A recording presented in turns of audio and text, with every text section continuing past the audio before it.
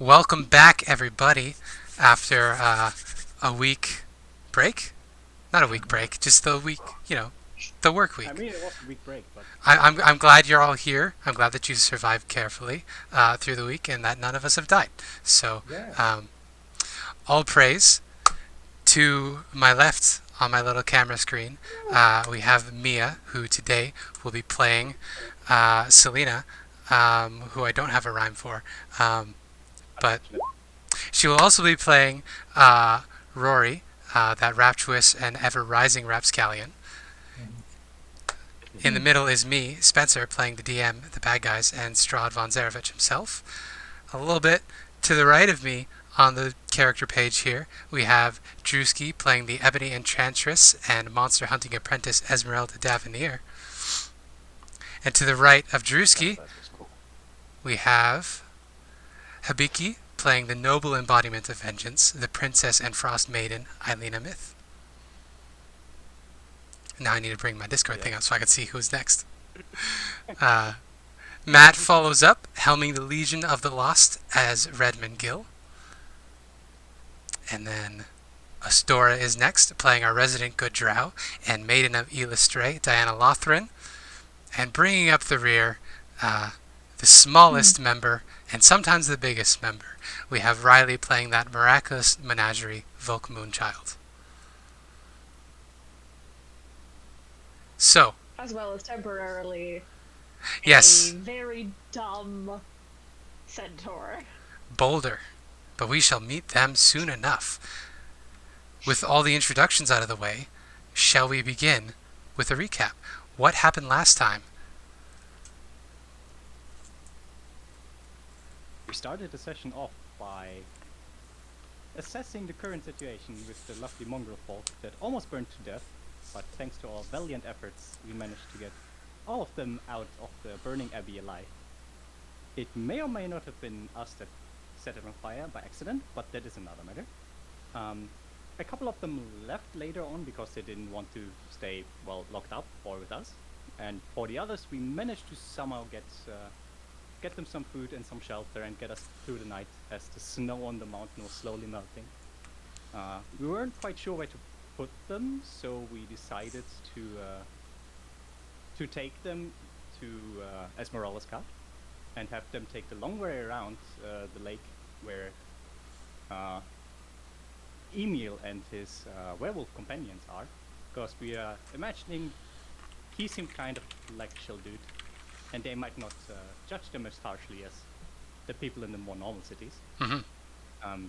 The rest of the party went back up the mountain, past the burned down abbey, and there they met a cloaked figure, which later turned out to be the abbot, who got a bit twisted and cursed, one could say, after being defeated the first time, and then being barely kept alive by Red, who, thanks to Redmond's...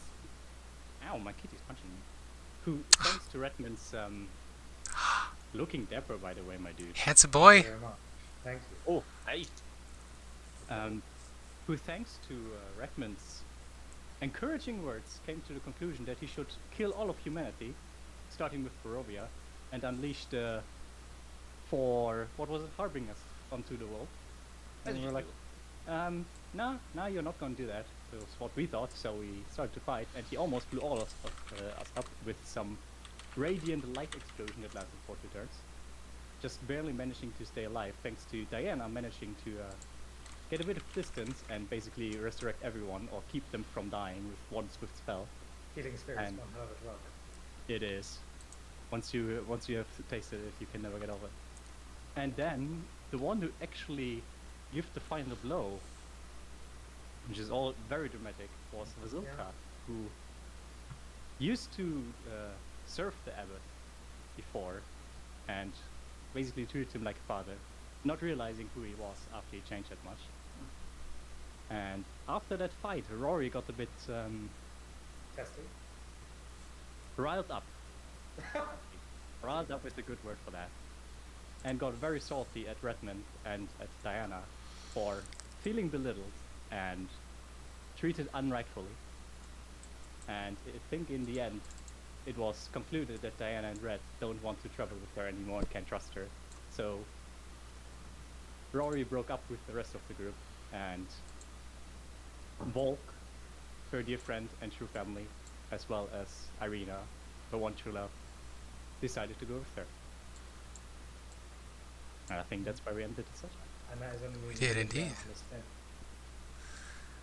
So we pick up today, post this split. The disparate parties go their separate ways, and we will follow the camera south and east a ways to the long Swallock Road as Ezmerelda and Ilena drive this cart full of mongrel folk down the road. Now, when you got to Krezk last time, your cart had been surrounded by debris of various kinds, as the people were in the midst of rebuilding efforts after Strahd dropped a meteor on Krezk. So, with little effort, you are able to dig the cart out, and I have a question. Who paid the toll to get the horse up and running? Oh, how much is the total? 10 gold pieces. This is for Ilena and Ezmerelda, though. Oh, yeah. Does it need to be in gold? Anything particularly valuable will sate this horse. Let me see. But that is the going So- rate. Okay, I have 29 electrum pieces. Alright. Oh god, don't those electrum. Let's go. I was raving about just yesterday. I'll get in 4 no, it's not 4 electrum Electrum pieces. pieces should Two, be I think. It's 2 for It's 1. 5. Is it? Wait, 5? 5 I thought it was 5 to 1. 5 silver. 5 Yeah. I thought Yeah. Okay, so 1 is 5 silver. Yeah, so So- 2 would be 1 gold. 20. If you want Okay, to. 20. I have 20. So Alright. I will pay 20 Hey. electrum. Yeah, so the mechanical horse wakes up as you approach, and it doesn't seem particularly interested at first. It kind of shies its head away, and it's like, no, I don't want this cheap shit. But then eventually it'll shrug its shoulders, and it will begrudgingly take these electrum pieces and chew them thoughtfully. Yeah. Just that something. Don't worry about it. As you get onto the up onto the carriage portion, you can hear them grinding around in this thing's guts, and little bits of gas blast out here and there as the horse has a little bit of indigestion. But you are all set to go. And so this mechanical wonder brings the cart back up the mountain. You load up with mongrel folk, head back down. Now, as you are headed along the road, almost all of the snow is melted at this point. Everything is muddy and sopping wet, and it's not helped by the mists, which are already very thick. And with the coming of spring, seemingly, with the death of the white dragon, it has only gotten more swampy and musty. So I'm going to need a perception check from the two of you at disadvantage because of all of the mist hanging around. Alright. Swampy and musty are disgusting adjectives to use. You're welcome. 5. That's nice. 5. 12. Yeah. So the two of you are, I won't say surprised because that has mechanical implications, but you do not expect, and so are taken aback a bit as you are riding along when you see 2 figures on the road appear in front of you. And once you spot them, you can place these sounds that you've sort of shrugged off as just part of the surrounding sounds of the woods. Clanks and claps of metal on metal as you see these 2 figures are engaged in a bloody sword duel in the middle of this road. We barely see the silhouettes, right? Yeah, you've got about 40 feet of good visibility, so there may be 60 feet. You can't really make out details. You can just see there are 2 figures engaged in a sword fight, and they are utterly silent. There are no human voices accompanying the sword fighting. I guess I'll take a little bit of a quick breather, use second unit feature to heal up because apparently I'm at 1 hit points. You should be at full because we took a long rest at the start of last session. And it would be better. Right, and look at my compatriots and just shall we go? I think Yeah. so. Yeah, let's quietly approach. As long Alright. as there's like no cries of pain or anguish from the figures. There are no cries from them, as I said. It's just the sound of metal on metal. But you do have a caravan of about 24, I think. Yeah, wait. 23. I thought, Mongrel folk. I forgot to mention, I go on foot. All right. So, Who do you leave in okay, charge? Because they are very scared. And they're making a bit of a racket, which may not have helped you hear this ahead of time.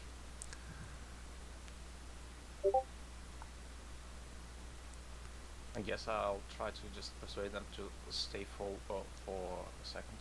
Sure. Otto is Just amongst them. He was walking beside the cart, hopping almost bunny-like because he has those very large pouncing lion's feet. Are you being stealthy? We are being sneaky, yes. Can I help? By being sneaky? Yes. Try to do it with your friends there, alright? Alright, we'll be silent. Oh! He brays remarkably loudly. Alright. Proceed. Alright, if you are going to proceed, I will need stealth checks from the two of you, please. Okay. Please roll 20. Don't die on me. Okay. It does. Well, Doesn't. Alright, so as you are being incredibly sneaky, it's as if you were born to wander the mists. However, you can hear Ilena next to you with a clank, clank rattle.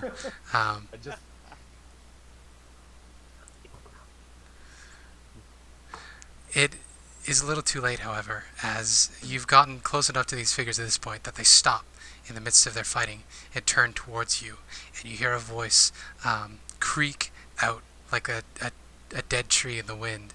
It says, "None shall pass." Is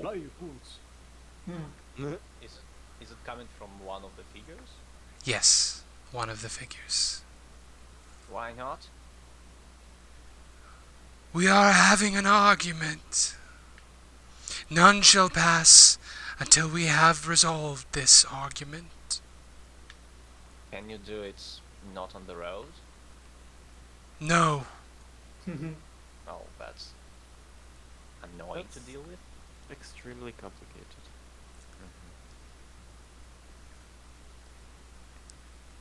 How long will it take you? The one looks at the other, and you can see glaring under their helmets, there are these red glowing eyes, and it snidely says, "It will take as long as it will take until this one is dead. Again."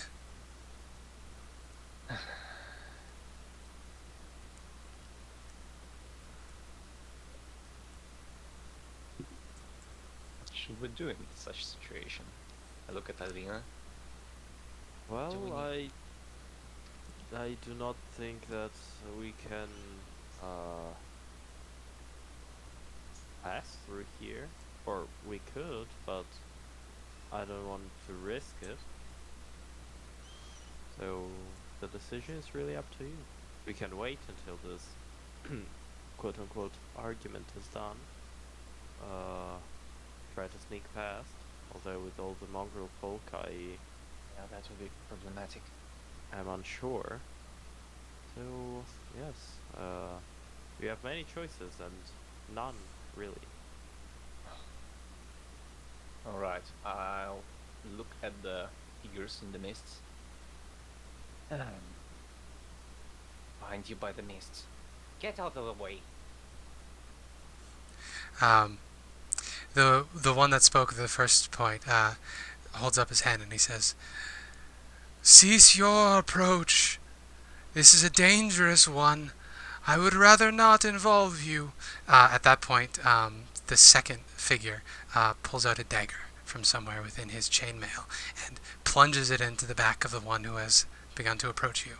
And he shrieks for the first time, just a sort of sound, a gasp more than a shriek, and falls to the wayside. And then the remaining figure pulls the dagger out of his back and says, "Finally." And then he plants his greatsword on the center of the road and he says, "Now, none shall pass."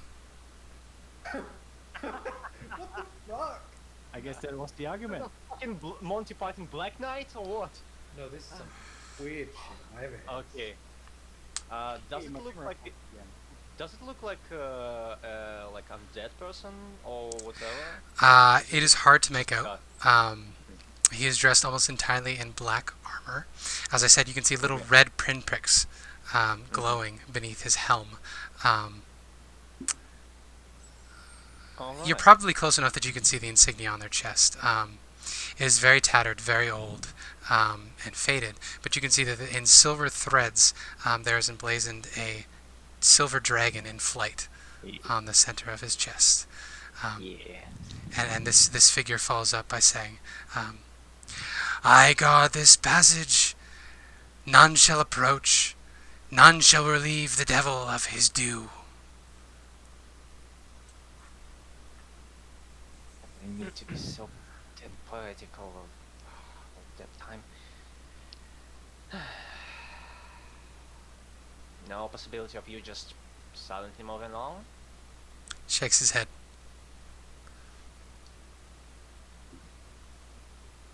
I don't want to deal with this. I'm moving closer to him. You can certainly do that. I will follow. Yeah. He will raise his sword and say, "You would surround me? That is not honorable. Face This me, is coming, one this to is one." coming from the person who struck his opponent from behind. He is not just an opponent. He is a traitor. He has Oh, betrayed yeah, our keep order. it. Yes, that is quite the critical statement from you there. He thinks for a minute and says, "There is no hypocrisy. That one has no honor. Therefore is owed no honor."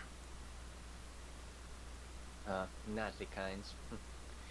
Such a pleasure to have a conversation with. We have no mercy for the wicked. We fight them by any means necessary, even traitors. Especially traitors.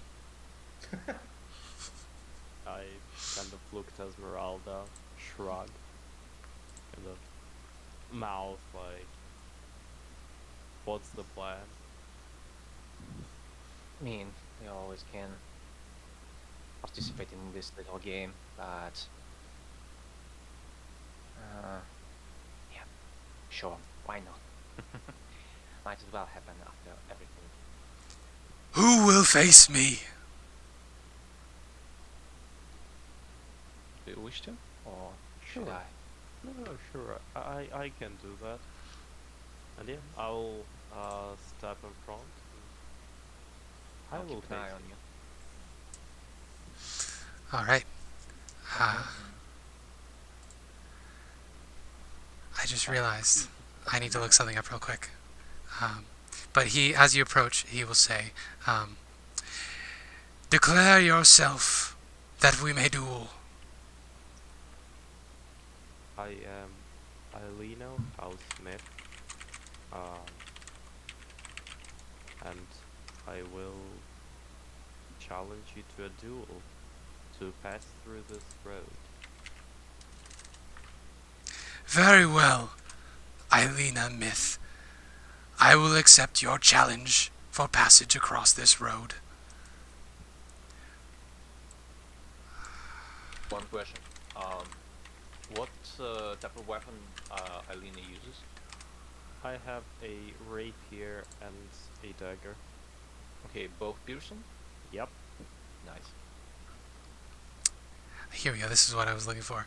He will say, I am Andre of the Order of the Silver Dragon.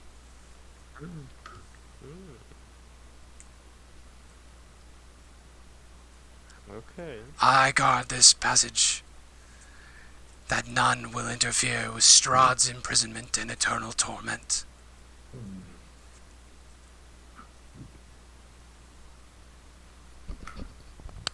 Very well. I will accept your duel. So he will incline his head, and then he will square up to you. You have to speak to curse this entity. How would you like to do that? What would you like to say? Oh, something fun, right? Eowyn. The hypocrite is on, and my eyes flash a little bit of a reddish glow, and mist coalesce around the person. That is Right. for betraying. Some of your ideas. Oh, that's nice. That's a Decent fail. Vulnerability. All right. Vulnerability to piercing. Good to know. He will turn to you and he will say, Liars, oath breakers, you are no different than Godfrey there. I will face you both. I will kill you both. And then I will return victorious, that we may watch forever wardens of the Dark Lord's prison. Then he will rush at you. So I'm going to need initiative from the two of you. Okay. Token.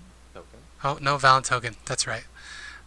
Token. I wanted to try to run this without a grid, because for only Yeah, 3 we people. We just Yeah. can like DD20, yeah. Yeah, we can just drop the tokens just to have the thing. The initiative. Him die in one dagger attack because the other one died in one dagger attack. Yeah. Monsters. Oh, that's different. Hello. It's like my 18 initiative. Alright. There we go. Oh. Revenant. We have 2 Hey. Ileenas, but they have the same initiative tracker, or the same number, so it's all good. Yeah. Yeah, so up first, the Revenant is going to go. So this knight will rush at you, and he is mainly annoyed with Ezmerelda. So he is actually going to rush right next to Ireena and get between the two of you. So he hasn't left either of your ranges, but he will get close enough to Ezmerelda to be able to take a swing. So he is going to swing twice on Ezmerelda. It's and misses. It's a miss, and an 18. Does that hit? I think it does. Except, why did I close it? I think it does. It was like 17. All right. It's 16. On that, I will. Where is it? Deflect. Okay. So he swings downward. The first one, Ezmerelda is able to duck under, but as he brings it back around the other way, you can interpose yourself. Yep. So you take 6 less damage. So 13. That's nice. Okay. So when you cross blades, I think this is something that they can do as an action. It is a reaction, yes. I'm looking at his stat block here. Oh. Oh, okay. I think it's either or. I think he either does his multi-attack or he does his ability. So that will be the end of his turn.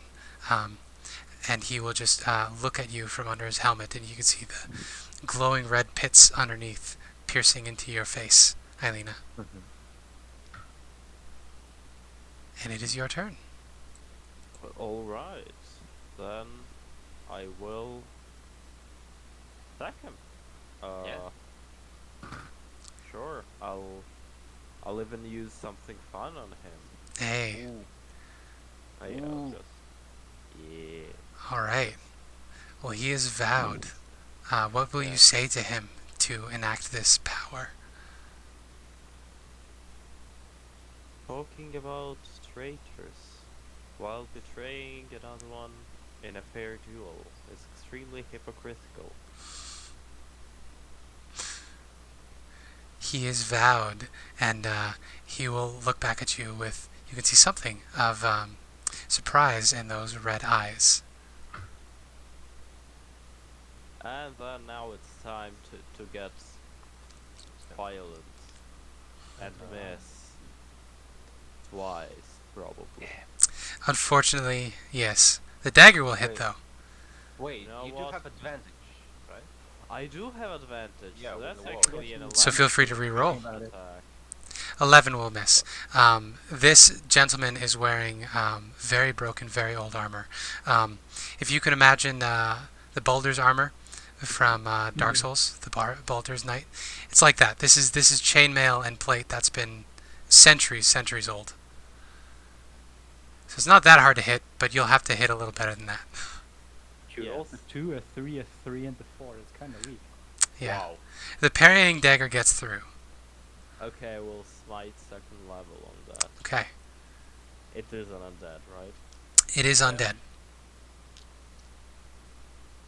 Piercing is doubled, and radiant So that's is just that. 28 radiant damage. Holy cow. Done. Well, he takes all of that. From Ireena. For the time being. He will take all of that, and light blasts within him, and he does the same sort of gasp that Godfrey, the other undead here, did, where he goes, "Ugh!" as if he's surprised. And then we come to Ez's turn. So he currently is facing away from you, engaged with Ilena. Yep. So we do going to stab him. Stabby stab. Very so much. First one, 24 piercing. Second one is an 18 Yeah. piercing. Well, both will hit. And- Okay, that's nice. And then, so use a hand axe. Use a hand axe for me. Also a hit. Okay. Yeah, so 20, 46, 54 total damage. Damn. Yeah, Damn. finally. I know I hit something in this campaign. So a flurry of blows hits this this undead creature from behind, and he gasps again, and he will glance over his shoulder back at you, Ezmerelda, and he will say, "It is but a scratch." And I would like you to make a wisdom saving throw, please. God damn it. It's but a scratch, man. This was scratch. Yeah. Oh, this is great. No, you've got a hole in your backside. Yeah. What do you mean? So you succeed and are not frightened by this creature's deathly gaze at you. Since he is going 2 to 1, I'm going to say he can do this, his ability and his sword attacks. So he is going to turn back to Ireena at this point and make 2 more attacks on Ireena. Oh boy. Boar. I think both of those are going to miss. That's a 13 and a 15. Both of those do miss. Yeah. So he cast that vengeful gaze back at Ezmerelda, and then tried to hit Ireena again, but was stymied. And you hear his voice is shaking a little bit, and he says, You must also be a traitor. How else could you manifest the powers?" And it is your turn. Not everyone who has this kinds of powers gets them from one source. Stupid idiot. My source is better than your source, is what you're saying. My Yes. sauce is much bigger than yours. My sauce is more than 4. So yeah, Um, I'd say that it's time to repeat. Hmm. Oh. That's a hit. That's a damn hit. That's a damn There hit. you Those go. some good hits. Also a hit. Also a hit. It's a triple radiant smiting. Yeah. No. Sadness. I know. That's Four. 24, 48 44. points of 48. No, that's 22. 44 Yeah. points Damn. of piercing damage. All right. That is enough to kill him. Great. So, how would you like to go about doing that? He is rattling at you. Again, he says, This power is reserved for those of the Holy Order. And I will kind of look at him and kind of, while I stab him through the heart with my rapier, I'll just say that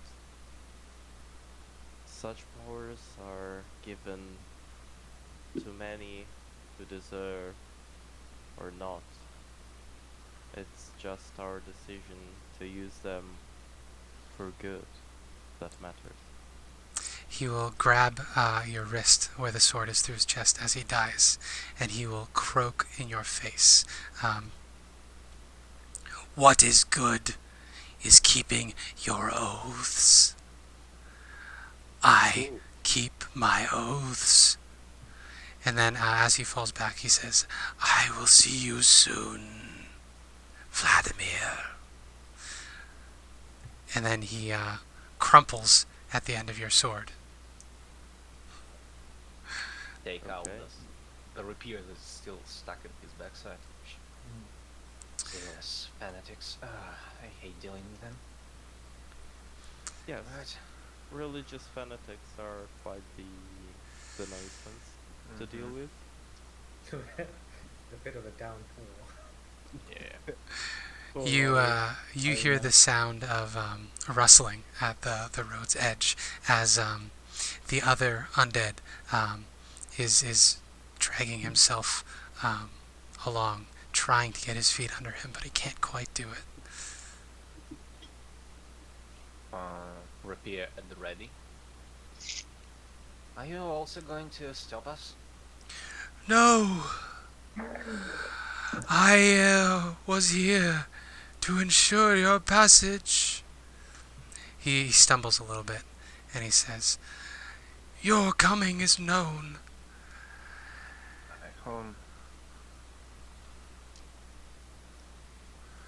Who knows of our coming? The Bright Lord, the Glimmering Prince. He is dead, but not forgotten. Long have I sought his skull, but the devil took it as a trophy. He speaks to me in the place between places. He knew one would come who would restore him and call my brethren back to their first oaths. I alone still remember. What are you raving about? What oath? Honesty, courage, compassion, honor, and duty. The Order of the Silver Dragon was once a force for good in these lands. We came to bring order to the people, and we fell. One of your members clearly forgotten one of the tenets. Well, more than one, but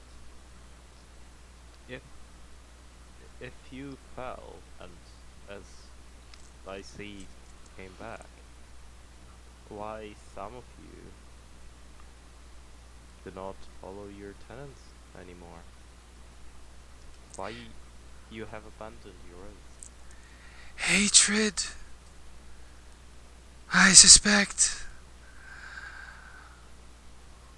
When Strahd came and killed our lord, we were determined to do anything to avenge ourselves on him. We did things I am glad I do not fully remember. The others have forgotten. But my love has kept me awake, and I have watched them fall over and over as my beloved sits on a throne of lies.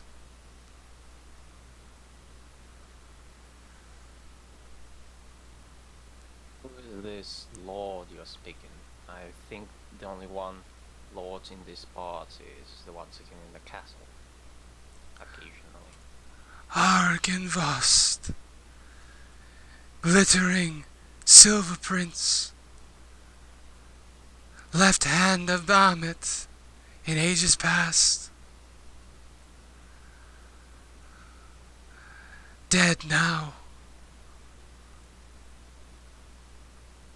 So, your lord is dead, and you wander without a goal. Am I right? I have a goal: to restore my brethren and my beloved to their oaths, that we may finally rest in peace. They have watched these past centuries as those come from elsewhere to stop the devil's tirade. And each time they fight to keep him imprisoned.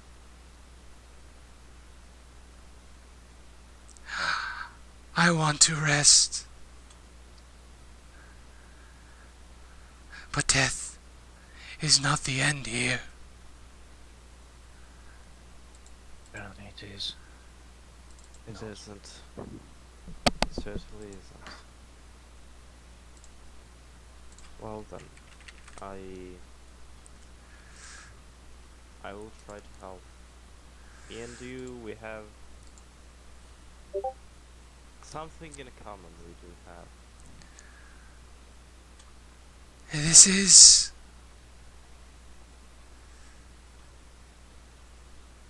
Go ahead, go ahead. What is this thing we have in common, young woman? We made deeds we regret, while we were blinded by causes that transcend our power and understanding. He claps a shaky hand on your shoulder, and he will say to you, then you must be the one to do it. Many times I have taken that long road up to Castle Ravenloft. Each time I was killed. But you can get the skull. You can bring it back and call us to our oaths. Why do you need to return to your old oaths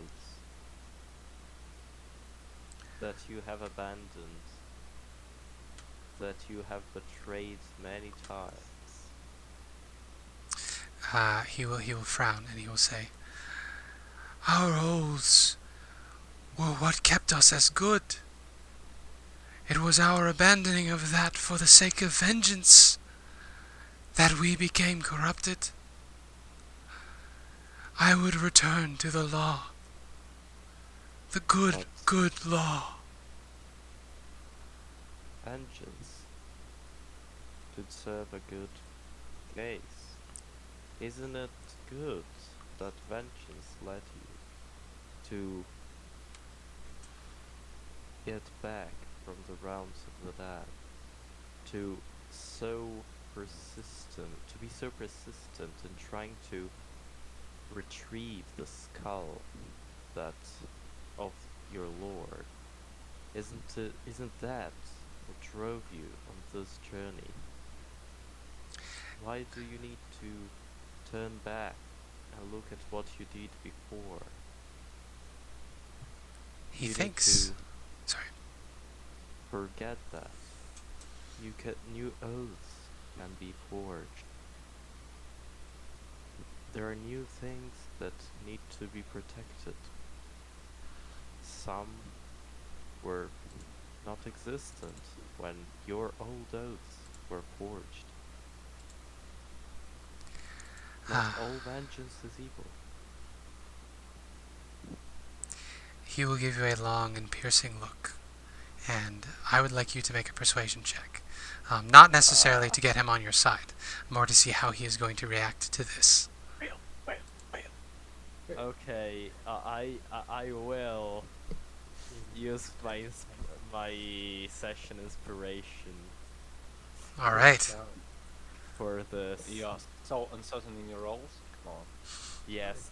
Hey, look at my rolls. Yeah. I'm looking at them. Hey. Yeah. 21. So he will gaze long into your face, and then he will let out a cough as you can hear things collapsing inside of his chest cavity as this body fails him, and he will say, "I fear. If you are right, I fear.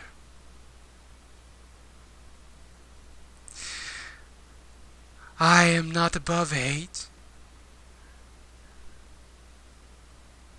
but I would hope you can remember love as well. It has kept me sane these long years. Go with honor, noble knight." And then he will collapse on you.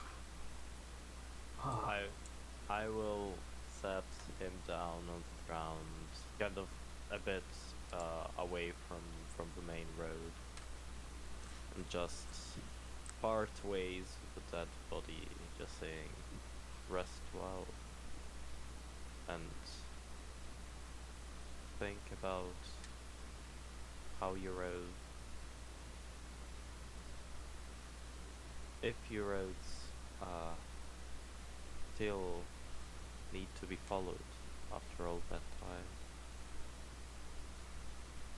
You can certainly do that. The corpses are rapidly decaying in front of you, and shortly after they stop being animate, the features sort of morphed and melted into different faces than the ones they were when they were quote-unquote alive.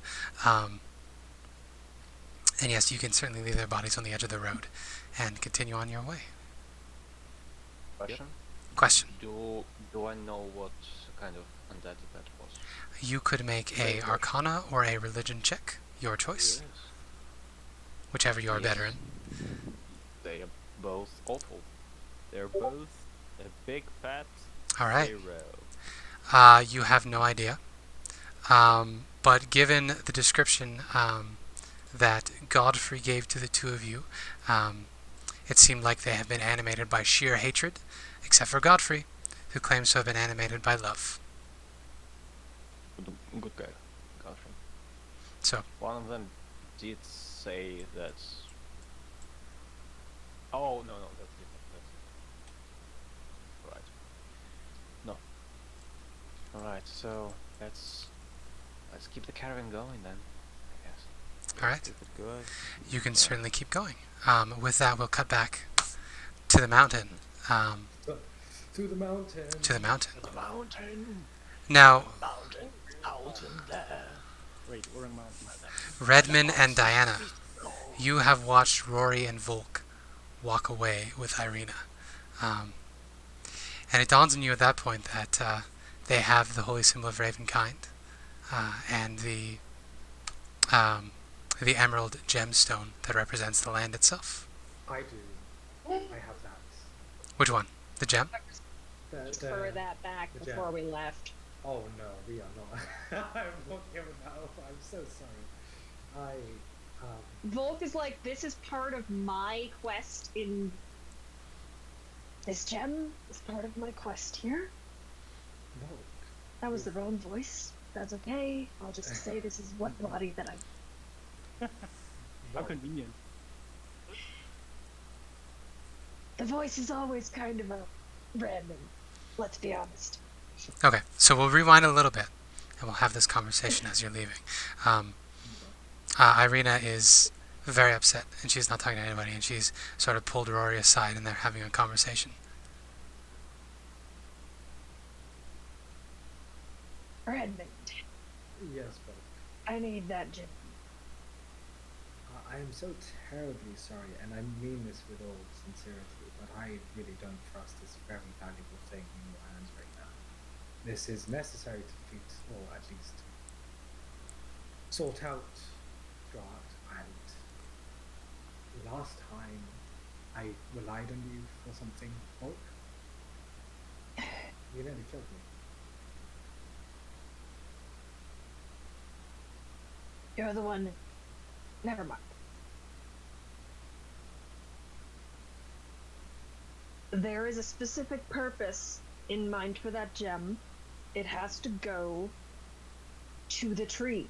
I am going to the tree right now because you guys are basically kicking us out. So, I'm I not need kicking the you gem. out. Well, you're kicking Rory out and I have to go with her. Why do you have to go with Rory? My dude. Well, I need to protect her? I don't think she needs your protection. I think she's strong by herself. She's shown that to be the case. Well, I think she needs me more than you guys do. And You guys will be fine on your own, but Rory needs my protection. that is Rory needs my help, that, I don't think. and I need the emerald. that is That's all.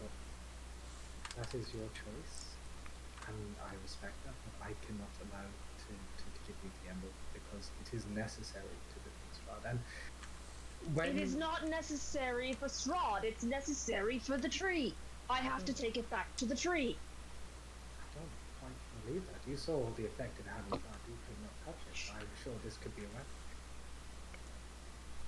Redmond, I It's don't think more- you're going to convince them to stay with us, and I trust Volk enough not to hand the gem over to Strahd, even if she has an attachment to Rory.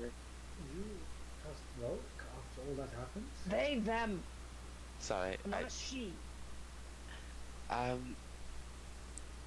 I'm not even a female body right. I apologize.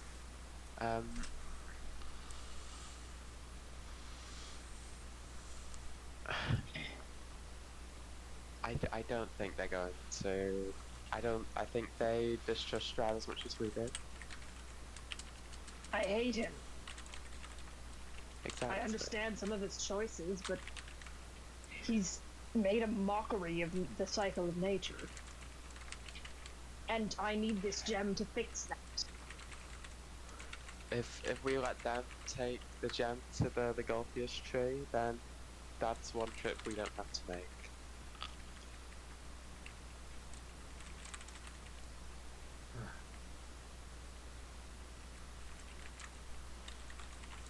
Fine. I don't agree with this, but Diana, I trust your decision. If this is your decision. It is. Very well. Here you go. Please be Thank safe. you, Diana. I appreciate it. Would you like your cloak back? You can keep it. You don't have the best of defenses, I don't think. It's probably. Then I have my armor. I appreciate it. Hopefully we'll meet again one day and things will be a little less tense. I hope so too. I don't hate you guys, I just... Rory needs me more than you do. You can take care of yourselves. Yeah. Take care. Take care. And Volk Take walks care. away. See you later down the road.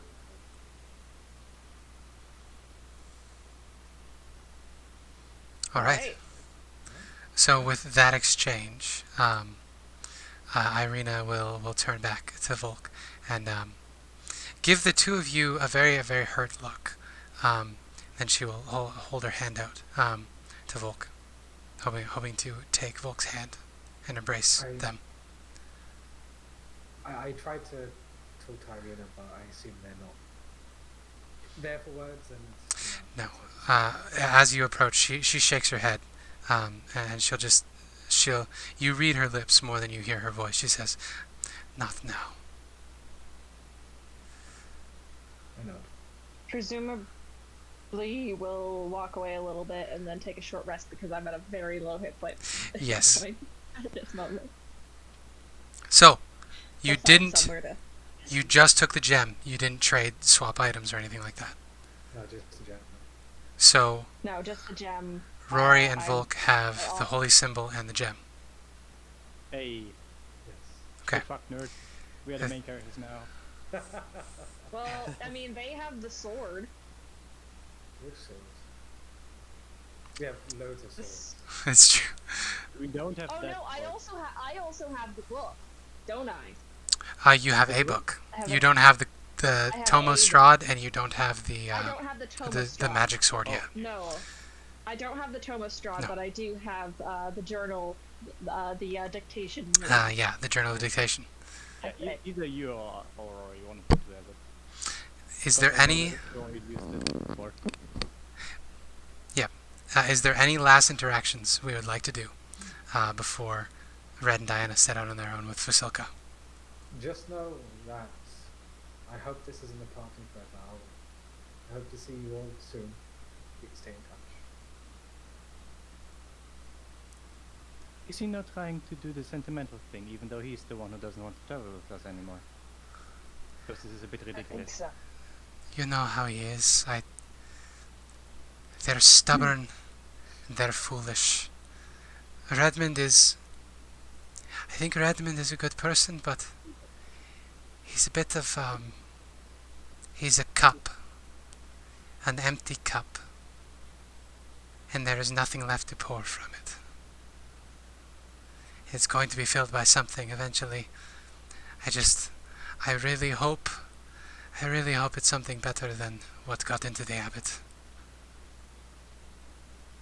I guess we will see, my dear.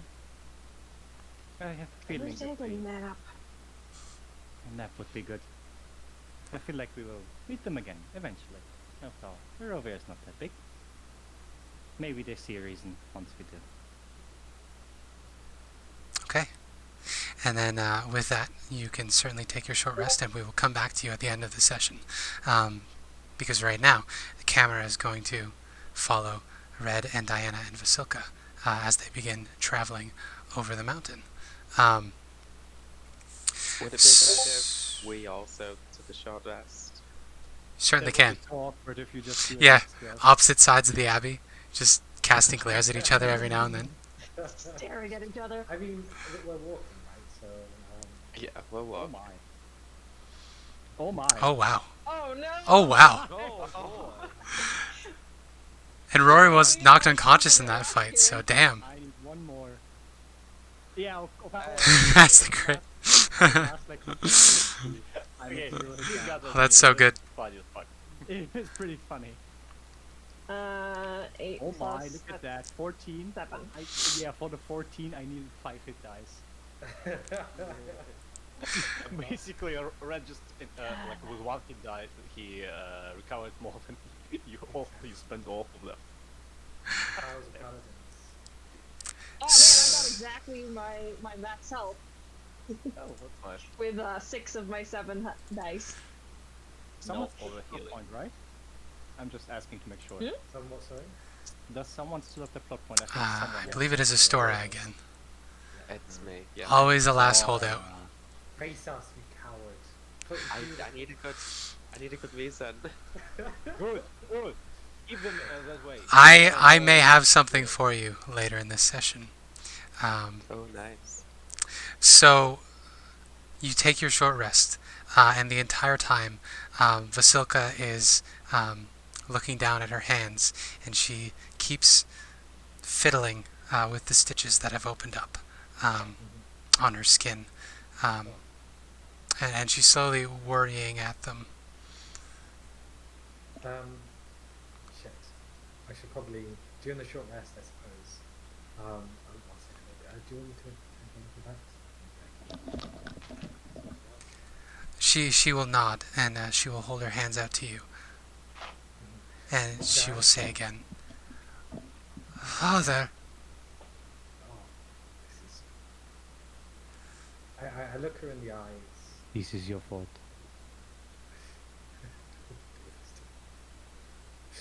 I look her in I the will eyes. haunt your dreams. You're not I there. look her in the eyes and I say, what is done is done. You did the right thing. She nods.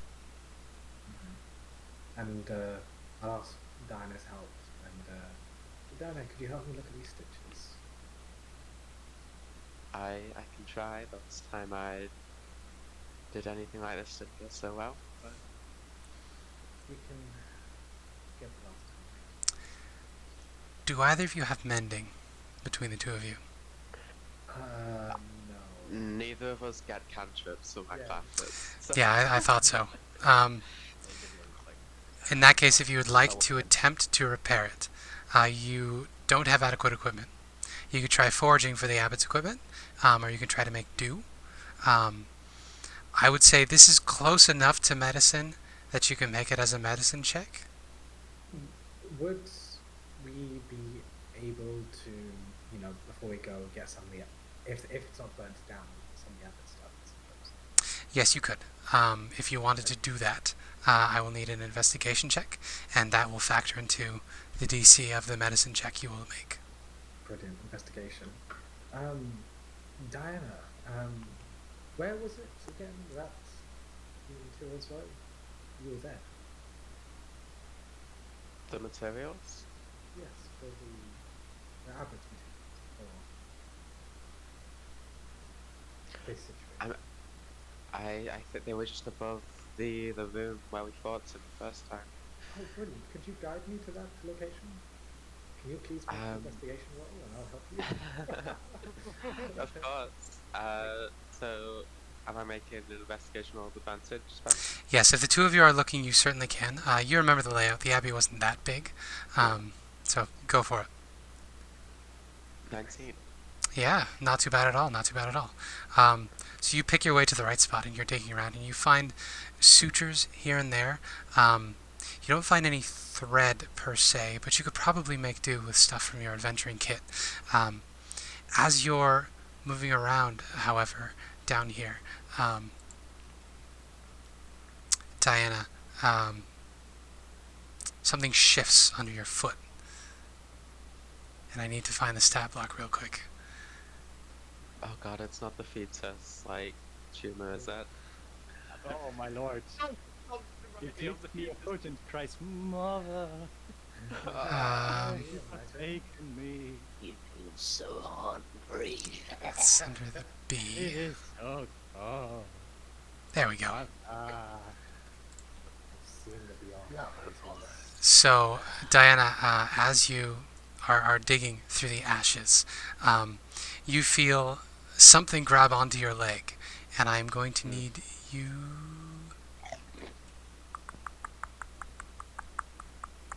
Oh, it just happens. Oh.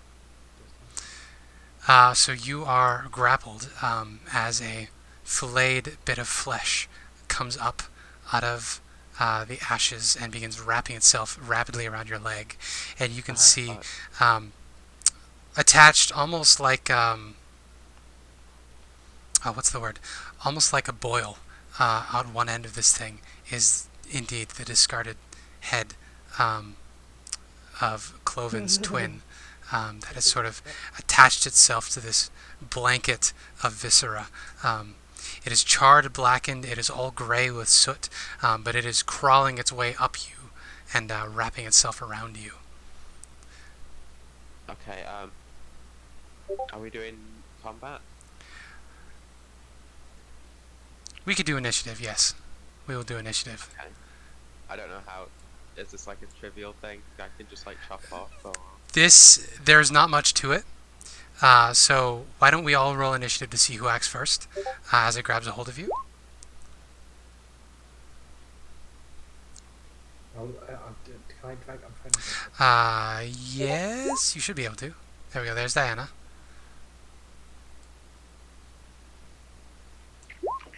There's Red. So hey, the boneless gets to go first. So this ashen, sinewy mess is going to clench and squeeze painfully on your leg, and you take. Where's the? Oh, the There's target must no succeed on a damage DC associated on that. Start of each of the bonuses turns. Oh, you're correct. I'm sorry. I misread the stat block. So strength saving throw, please, Astora. For Diana. Okay. So that's a D4 plus 3.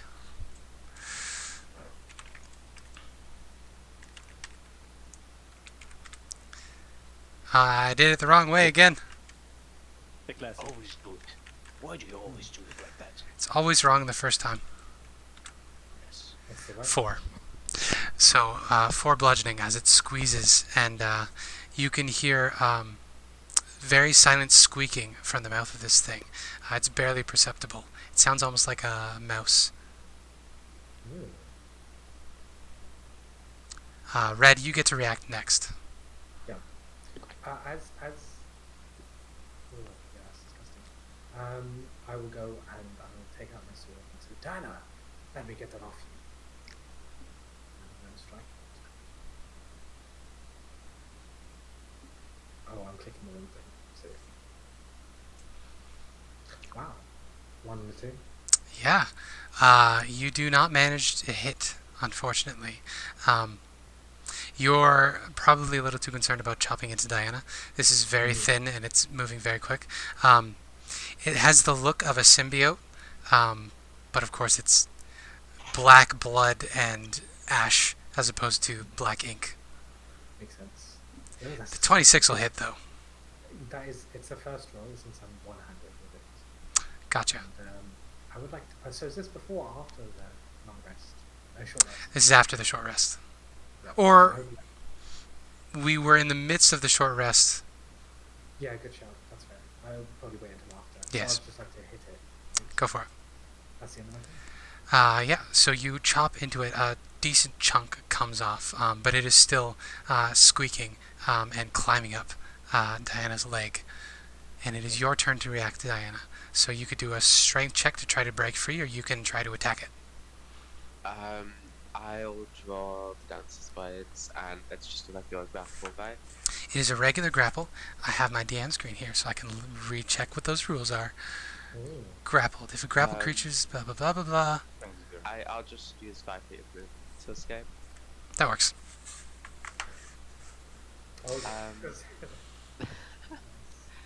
Yeah, so I'll just step back, kind of quickly check my leg, because this thing, I don't know, feels like it fuse onto something, make sure it's not left any residue, and then attack it twice. Go for it. 17. That is enough. 19. That is enough. It dies again, and sort of relaxes into this pile of wet noodles on the ground, and the perpetually young head just sort of lolls backwards, and you see inside of its open maw there's a single tooth. Oh my god. You okay, kiddo? Are you talking to me or the thing? You, because. Are you okay? He's a lot older than you, my dude. Is she? Yeah, she's a drow. Watch the crosstalk. This is a Red Diana scene. Sorry, what was that, Dana? The gargles really drowned out what you were saying. I'm fine, but I am a lot older than you, Redmond. By how much? I assume you're like 50, You right? never ask a lady her age. Crosstalk. 48. About 70 years, give or take. You're 70. No, I'm older than you by about 70 years. You're 118. And 126. 126. It's phenomenal. But why do you look so young? What's an elf? I feel like this is racism. I'm an elf. I don't know what that means. No, I'm joking. I kind of know what you mean. I'm just mostly fooling. But, I'm sorry. I probably will refer to you like this again if that's okay with you. It's just that it's because it's weird to.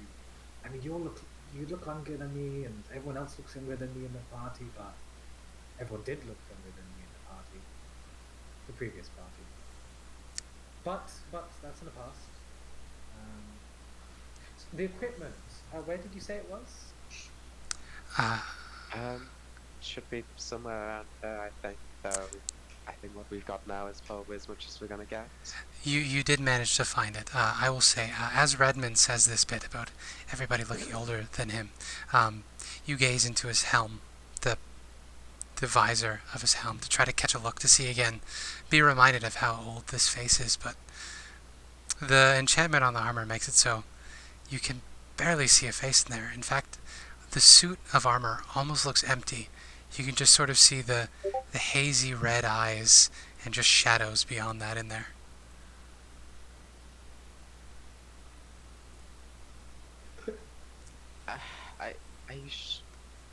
Are you sure you're alright, Redmond? I know you have a lot of these things in your head. I'm okay. I'm doing fine.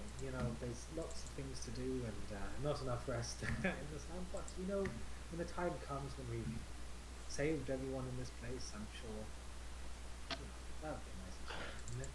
That'd be a reason to go to bed and sleep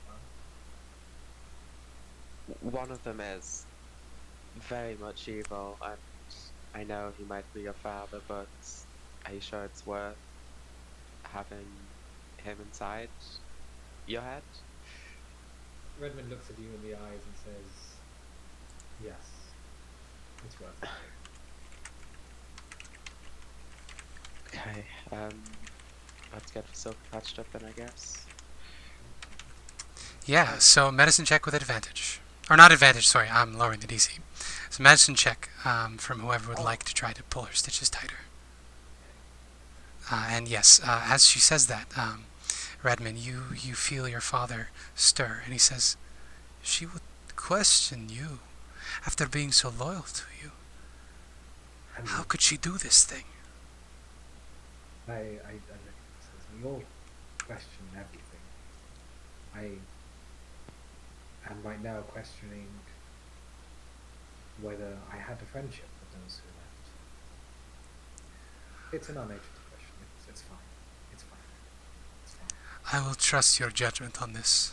Just remember, the only one we can rely on truly to do the right thing is us.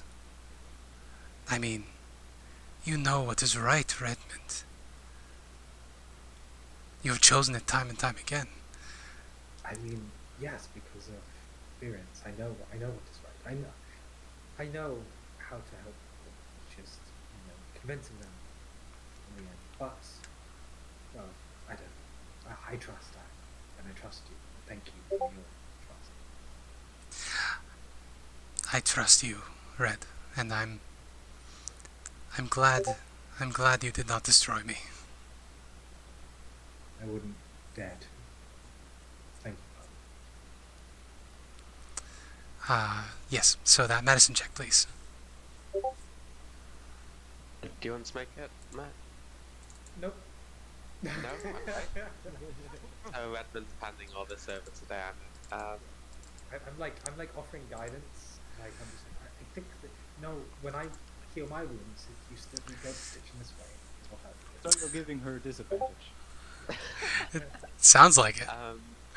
The Okay. DC is lower because you have the tools.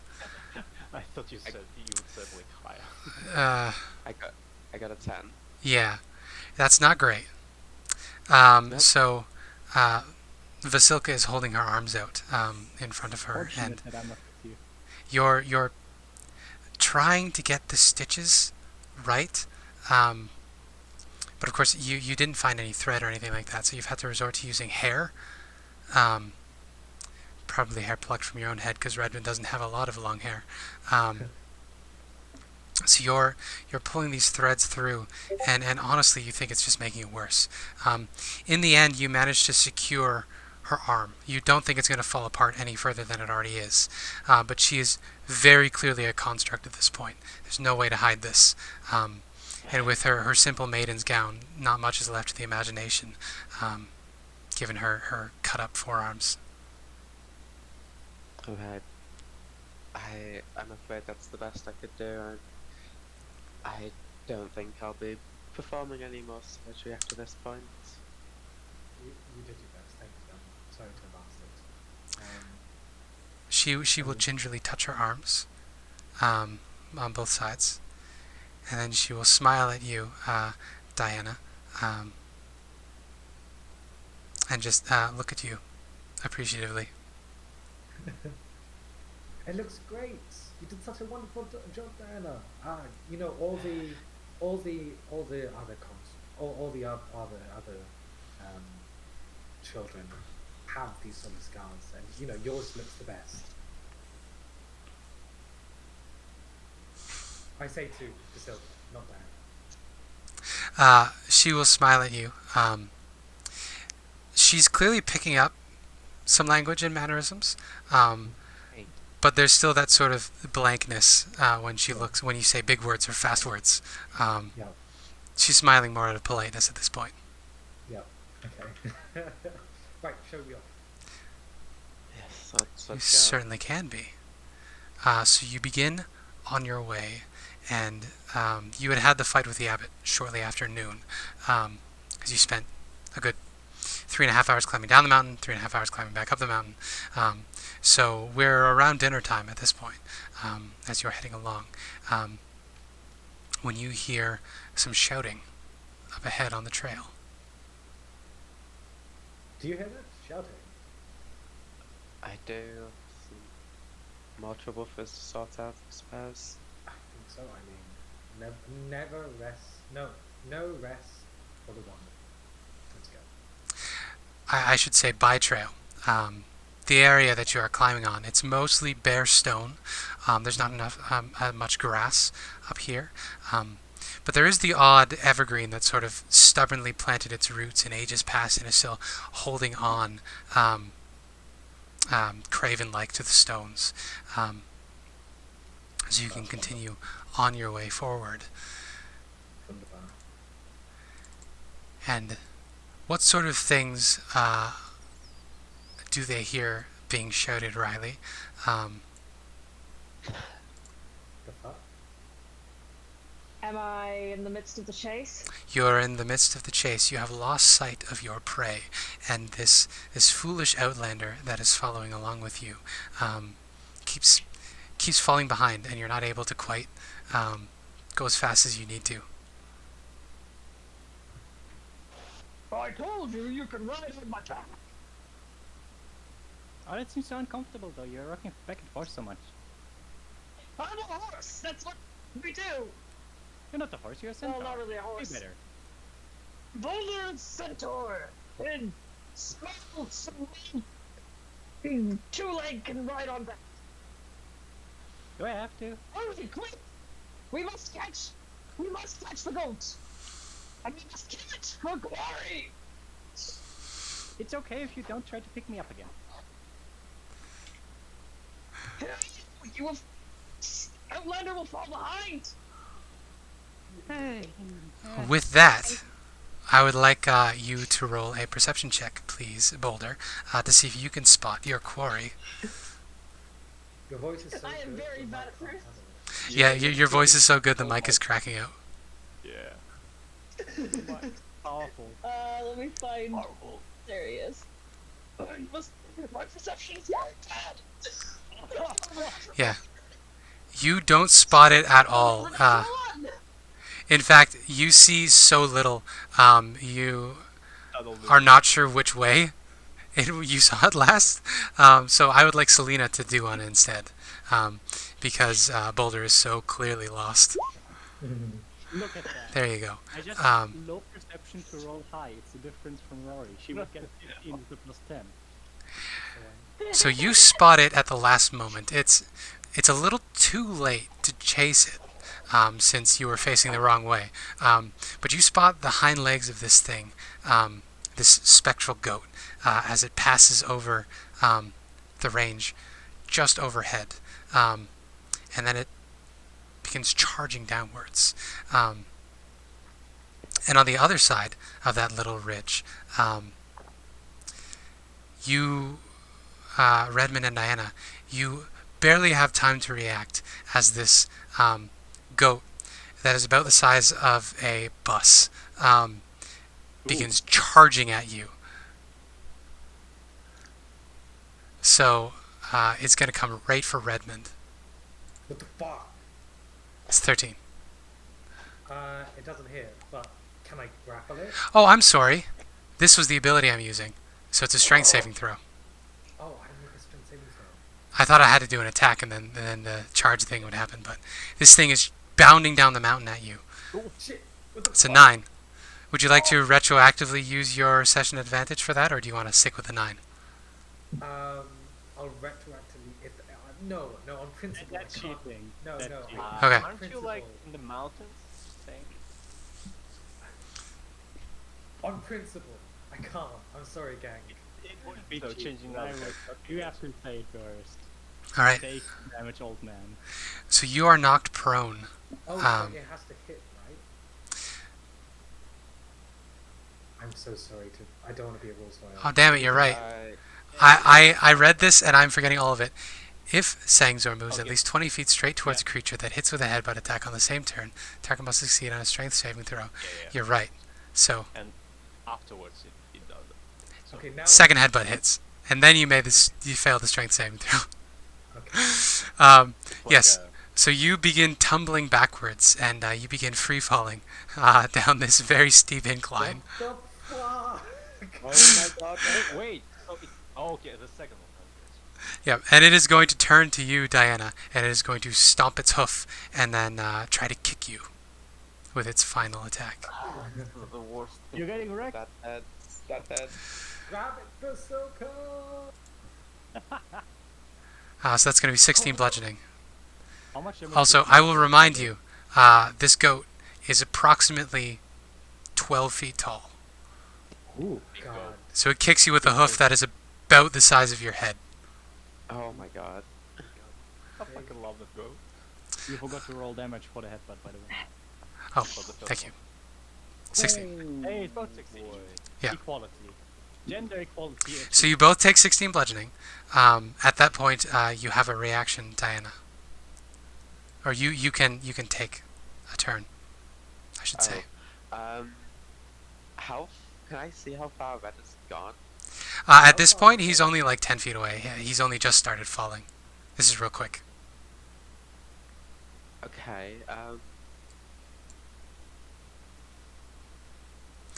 You said this thing was the size of a bus. This is like what, 15 feet tall?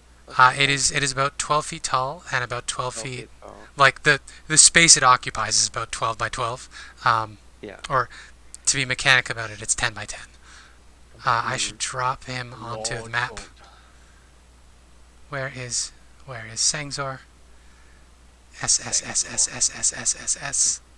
There we go. Sangzor the goat. Boom. Is this a thing from Curse of Strahd? It is. Wait, actually? Yes. Very big goat. Like, I I love totally. that. Yeah. I will tell it. Wait. Yeah, so it came bounding over the mountain, knocked Red over. Red is beginning to fall down the mountainside. It turned around and kicked you. So you can now take an action if you would like. Okay. This is Red probably was going to be ready. brief. So he could just like climb back up, right? It's not just a sheer cliff face. No, you're on a steep-ish incline, but it's not like you're on a dead drop. Okay. I'll try to attack this thing. Okay, if go for it. possible. Are the other two, I heard them. Did I see them? You were hearing shouting, but it's from over a ridge. So if you imagine that there's like, you're on a mountain, surrounded by mountains, and there's a little mountain that you're sort of next to that obscures the vision of what's on the other side. Okay.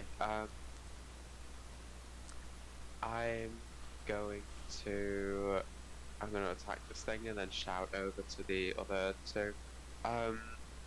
Your prey is over here. I don't know who you are, but I could use some help.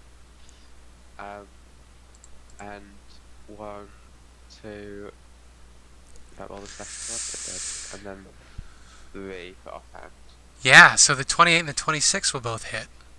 That's for 23 damage. Is there anything else you would like to do on your action before we jump over to Redmond's turn? No, that's it. Okay. So Redmond, That's me. I'm going to need something from you to stop your fall. Vasilka is with you as well, and you'll both go on the same turn. No, because I can't ask for Vasilka's help because her arms are fucked up. So. Well, she will do her own thing. She is her own person. You will have Okay. Yeah. mechanical control of her in combat. Yeah, in combat, but yeah, she can do whatever. I will try and. Oh yeah, you know what? Redmond's strong as fuck. So what I want to do is, I want to, as I'm tumbling, right? I want to just like, do you know when you're tumbling and you become like a roly-poly, like a circle, right? Yeah. Instead, like as he's rolling, instead, as you're on the back, I just want him just to extend his legs. You know, he's either gonna break his kneecap, Yeah. or just power through this because he's a boss. Okay. So what I would like from you, this to me sounds like acrobatics, which I know you're not great at. So let's get an acrobatics check. You can, with your strong muscles, you can orient yourself in the right way. I'm going to say there's a large boulder coming up. You can land on your feet on this boulder. This acrobatics check is going to determine what sort of blowback you take from that. Fucking God. You break your neck. Goodbye. And remember the session advantage. I remember this as advantage. Holy! Whoa! Yeah. So you manage to stick this landing, and you do not take the falling damage because you rolled above a 16, which is what I set the DC at. I do this, and like my bones ache a little bit, and I look at myself and I look at Diana, did you see that? Vasilka, did you see that? Oh, And you see, sorry. You hear the chorus of magic items in your head all applaud. yes. Oh, that makes me so happy. And everyone clap. You get the impression of signs being raised. One is a 9, the other is a 9.5. But that Russian man in the loot, he gives you a freaking 5. Fuck yeah, the Russian man loot, that Russian father. Russian I'll give you a 5. Fuck that. Fuck you there. He says you can do better. But yes. So you stuck that landing, and you're only about 15 feet away from this exchange. And Diana is being towered over by this goat. And Vasilka is just like, this might as well happen. Vasilka, stay safe. And I'll try and run to the goat and grapple it, if that's okay. Yeah, go for it. Yeah. And I'm going to try and grapple it. 12. That's 12. All right. Well, it has a strength of 20, so yeah. Easy. I would like to try and grapple it again. Okay. With my second attack. It will try to muscle its way through again. Let's go! Let's go. You did it. You get this goat whose head is who's with its horns. It's about the size of you. Yeah. Can you do it for large creatures? Yeah. Because One plus one. Yeah. Um, So you get this thing, probably by the back horns. It's got 2 sets of horns. You could probably get it by the back set of horns. yeah. And what do you do with this goat? I'll end my turn because of my No, I say, stop struggling. We could talk. It's okay. Be safe. And Ah. I don't know that. It will bleat very, very loudly at you, at which point we will jump to the other side of the ridge, to Boulder and Celina. What would the two of you like to do? Well, The I Boulder try to... will rush in. Turn around, 180 degree. Come on, hit that hill. Go. Okay. The Boulder is now facing the right direction. You could The charge. Boulder is now facing the correct direction. Oh, The Boulder will rush forward and charge. less talking, more charging. Go. Ah! So, would you describe... would the two of you please describe what Diana and Redmond see charging over this ridge? Firstly, they see, well, from the waist down, you see the neck down of a Clydesdale horse. Brown fur, except for white on the legs. The second half of the legs, the bottom half of the legs. There's a word for it, but I forget. Really fluffy leg bits. A nice bushy brown tail. And from the waist up, you see a tanned old man, very buff, a shock of just pure white hair, big bushy beard. Just like, this is a 60-year-old man on the top half and a giant Clydesdale horse. And he holds a great axe in one hand, and just probably is just like waving in a not particularly safe manner. And he's got so many scars on him you wouldn't believe. Some of them seem to be from goats. Yep. Because he has fought this goat before. Don't mess with goats. You'll get the horns. It's true. He's got a lot Or- of scars, It's four horns, but so... he does have both of his eyes, so, that's something.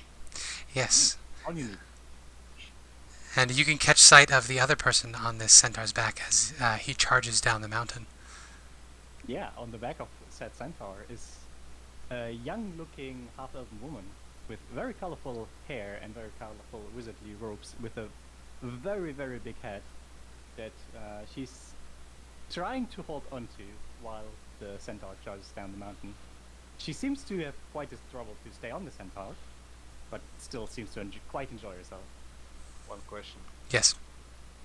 How do you sit on the centaur? Is it a ladylike posture? Ladylike. Or... Okay, I got you. It's part of the reason she has to struggle to stay holding on. I thought you Yeah. were riding Yeah. Boulder like a surf. I was thinking about that, not gonna lie. Yeah. So let's... It sounds like... Back like a circus rider would be hilarious. Just standing up. It sounds like Boulder is going to make a great axe attack, or a battle axe attack on Sanzor here. Or Sangzor here. Yes. So grappled. I don't believe it confers any advantage to you. It does not. So this would just be a normal It's attack two-handed. from you. And Celina, you can also take an action from the bucking back of this old man. The bucking back of Um, this old man is not something I wanted to hear in this Old episode. horse. You're welcome. This horseman. So the Boulder, not the Boulder, sorry, the Boulder, is going to bonus action go into a rage, which involves lifting up the axe. Completely breaking my... And attacks. Okay, go for it. Sorry. It's alright. You go for it. That's a 25 to hit. Yeah, you could roll your damage. You definitely hit. That's 10 points of damage. Yeah, it's not a Which hard means I goat to rolled hit. Very poorly. And as you have I experienced... have an expert attack. Yes, as you have experienced in the past, Sangzor is very resistant to your type of damage. The Berserkers never seem to really make much purchase on him, which is why he's such a prized hunt, conferring to the rest of you that this Does creature he is have- resistant to non-magical damage. My damage is magic. Oh, never mind then. It takes all of it. Yeah. Features and trait. Explains why you've been so good at Form catching of him in the past. form- where is it? Bestial soul, the natural. Oh no, it's just the natural weapons of my form of the beast. So with my bonus action, I went into a rage, and in doing so, my beautiful horse's tail transforms into this gigantic, thick, dragon-like tail, which whips around, and hopefully, and with a 12, Sadly, no. Sangzor is easy to hit, but not Does that not easy to hit. hit. yeah, no. So the like draconic tail whams into the ground in front of it, and Boulder goes, "You will not defeat me this time, beast. The goat will bleat loudly, and You will does. not defeat Boulder this time, beast." Boulder speaks in third person. That's nice. Does Celina Boulder speaks in third person. want to do anything? Yeah, I will gently hop off before Boulder does those attacks because I don't want to get smacked by him accidentally. Will properly adjust my head, look at the other like, found our prey. Oh, that's nice of you. Thank you. And then I'm just gonna mumble a Tasha's Mind Whip on that. Hey. That is definitely not. Well, it's a -4, so. It is a 16, not an 11. Well, it's a 9 or a 0, so. So yeah, the thing takes Yeah. 14 second damage, and it can not use its reaction and can only use either its move, attack, or bonus action on its next move. Let's pull over. Let's see. Okay, so it chooses action or movement. Yeah, action, bonus Okay. action, or movement, and can't use reactions. Well, that is good, because at this point, the goat, being surrounded and pinned, is going to bleat wide, hideous rectangular pupils rolling in its sockets as it glances at these surrounding creatures, and then it is going to use its ethereal step ability, and it enters the ethereal plane, right out of your hands, Redmond. Go. Where did it go? Not again. What did it get? That clever beast. It plane shifts, and I kind of can't do that at the moment. So Wait, anyway, who Hi. are you? Greetings. I'm Hello? Boulder. Hello. I will gently cuss my ears, knowing that Boulder will have a very loud introduction. I am Hello, Boulder, it's- champion of the mountains. Champion. Who of are what? you? The Champion of mountains. what? Prince? I'm so sorry. Your mic. I'm so sorry. Yeah. I'm sorry. If you could pull it down a little bit, Riley, just the volume. Just Yeah. a moment. Yeah. Just Yeah. I am the Boulder, rock- champion of the mountains. The mountains. Oh, wonderful. Is the mountains? Are the mountains like a clan name? Location? No. Is it some specific It's mountain? just- Is it all mountains? No. Yes. You're champion of all of the mountains. Yes. This is phenomenal. It's a pleasure to meet you. It's nice to see friendly faces, especially in such dark times. What Boulder. was Mm. what was that thing that just attacked us? That was the goat. He or she who defeats the goat becomes tribal chief. Oh, Is this a tribe here in Barovia? Or Ravenloft? Boulder's clan is one of many. Trond is clan chief this year. Trond is strong warrior, and Boulder is proud to be her father.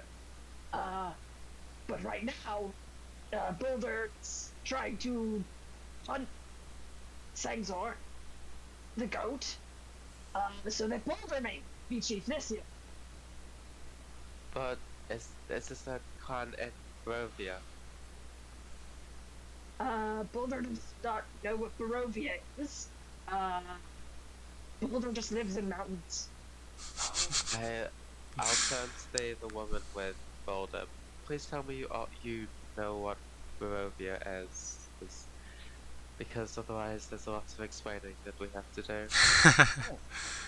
Well, it's the first Red Realm. It is somewhere in the Plane of Shadow, and the Lord should be a vampire called Count Strahd from Zerevich or something. Yes, Okay, that's a lot easier. Oh, and we're there. Boulder does recognize the name Strahd. Yeah, the guy in the castle. This help? About it like a week ago. What was that? Oh no, wait. Yes. Boulder's No, like very good Strahd. at like remembering things. So oh, You- pardon me. Celina Marley, plain traveling extraordinaire, archmage apprentice. I like spicy food. Oh, that's amazing. I don't think that's relevant. Doesn't No. matter. You wouldn't happen to have seen an archmage by the name of Mordenkainen, would you? There are theories that he's dead, but we've not checked up on him. One of our friends met him, but she's gone off with some of our other friends. Oh, that's good. Hmm. Well, Oh, you there. Guy in the armor. Are you Yes. okay? You don't seem okay. I'm okay. What's going on? Like, mental wise. Like, she just Sorry. slowly walks up to you and looks very close, like uncomfortably close, even with the armor on. You know that's You not okay? normal, right? Like the whole thing. What thing? I mean, for one, most people don't have 3 other entities in their head. Oh, Actually, the one. Why is one of them so incredibly evil compared to the others? It's a bit Complicated? Yeah. a bit They all say that. I knew I was going to say that. Are you? Is this something you're familiar with? Well, define familiar. I mean, It happened to me before. Let's say. it did. You had 3. I'm not entities. 3. It was only 2, but it was in a phase, so that doesn't count. You were in a phase. Well, it's kind of hard getting in here if you plan to get in here without taking a bit of a long way around. Mm-hmm. It's very annoying. So I got a very nice gift from them though in return. It's nice. Oh, that's wonderful. I mean, I'm so sorry. I'm so completely lost. So,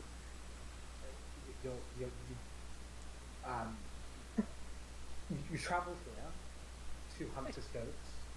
What? No. You didn't want to hunt the goats. I'm just helping out. You're just helping hunt the goats. Okay. Yeah, they asked me, so it's the least I can do. That.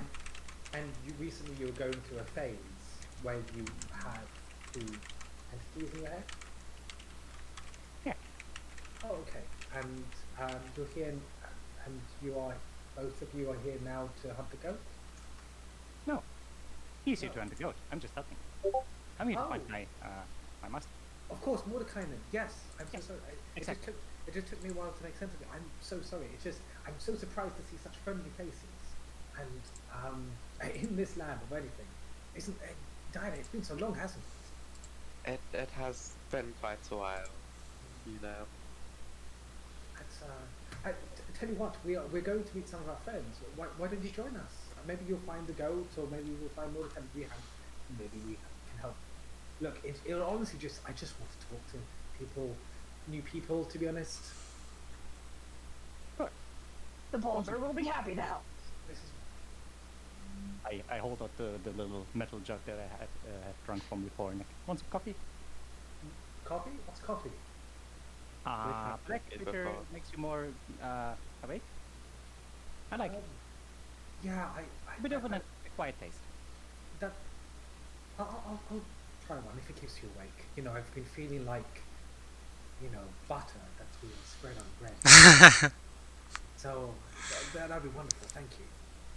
It's a very good analogy, but sure. Thanks. Mr. Butter on bread. Wait, are you the No. bread or are you the butter? No, I'm neither. My name is Redmond. Oh. Hi, Redmond. Thank you. It's a pleasure to meet you, Serena. Celina. Celina. It's a pleasure to meet you, Celina. I hope. I look forward to your friendship. Oh, that's nice. Also, I'm not sure. Are you okay with like your head? Like, is it because you're young or is it because you're old? I'm not sure. I'm not. My head. No, I'm fine. I'm fine. I'm doing great. Lovely. And I look over to them and is he fine? Doesn't seem fine. He's holding on. Good enough. Ah, holding on seems good enough for the Drow. Could be worse. I am a fan of Ireena. It's a pleasure to meet you. Good name for Drow. Oh, is it one of... Wait, are you one of the good Drows or are you one of the bad Drows? One of the, like, spider worshipping ones to kill people, or the other one? The one that I are like, don't oh no, fight. I don't want to be evil. I don't If like. she was evil, would she admit it though? Oh, Drow are very proud of being evil. Are you Wait, okay no, with it? she wouldn't travel with the human. That wouldn't make sense. Oh, you're one of those, what was her name again? That dancer goddess. Illustrate. She does have a symbol of Illustrate on her, on like a necklace amulet thing, carved into a spider mandible. Mm.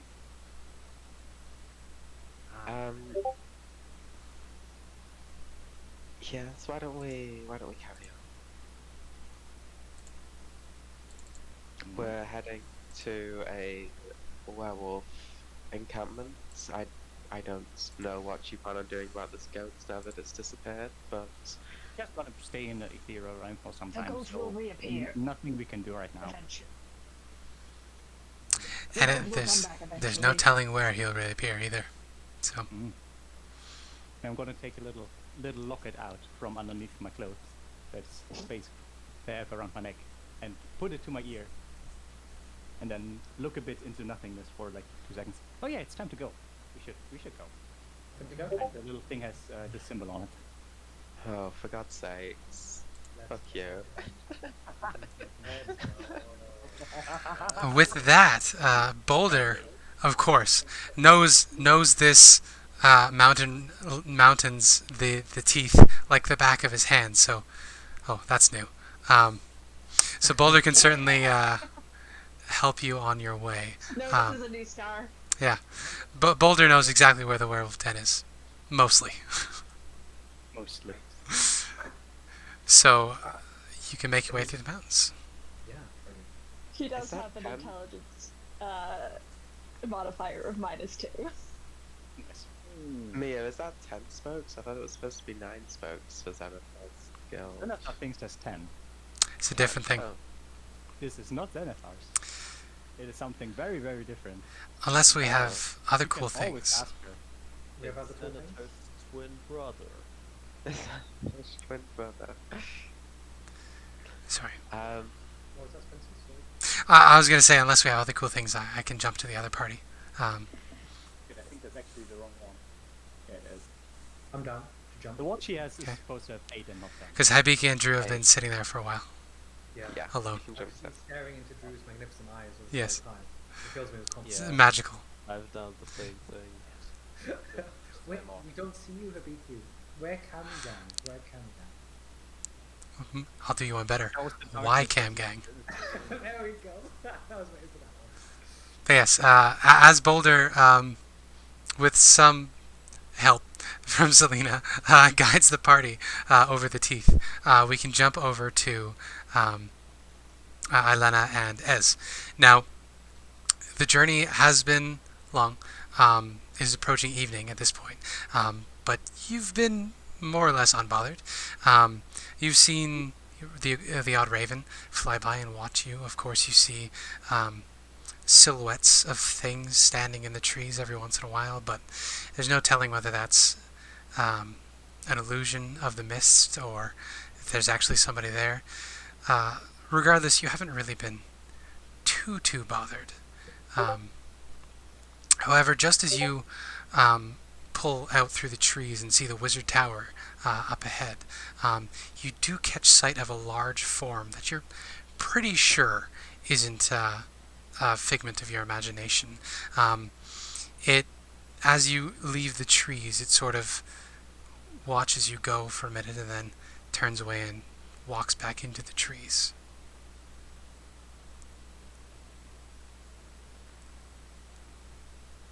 That's... Did you see that? I'm pretty sure I did, but I see that. I'm so goddamn tired of this place. I couldn't agree less. Isn't the phrase I couldn't agree more? Other Yes, Mongol folks but were trying to help with the sneaking.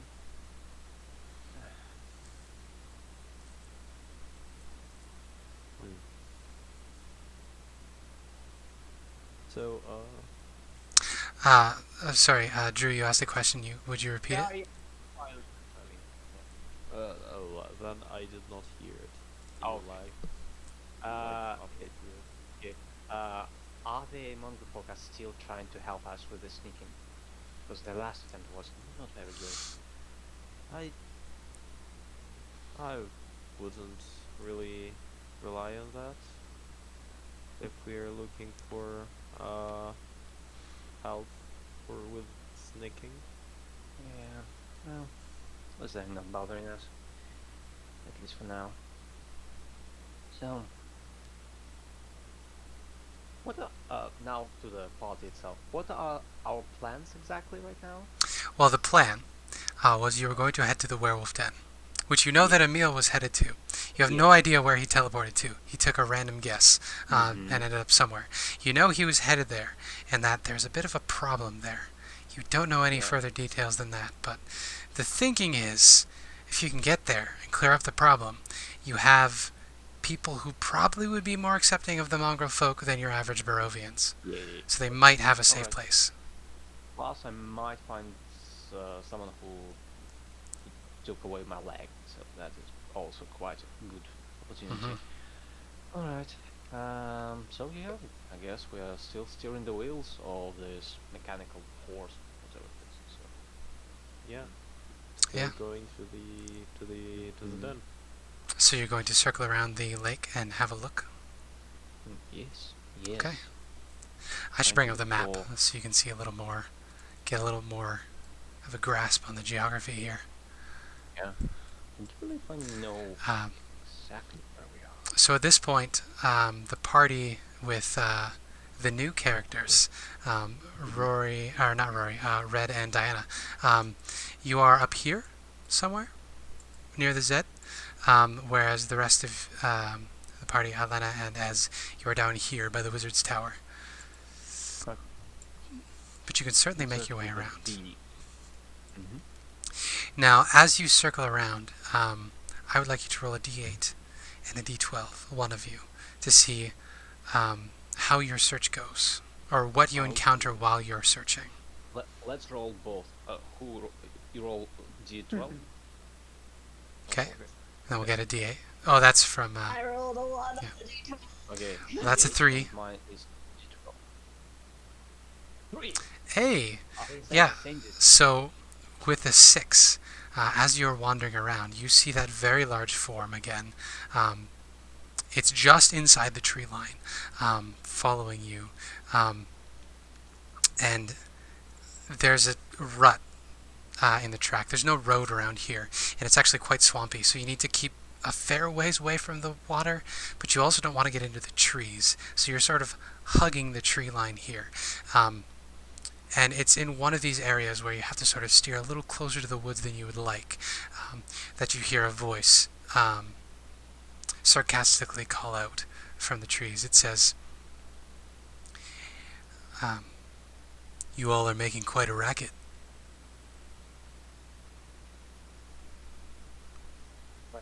Judging by the payload that we have to deliver, yes, we are. Who's that?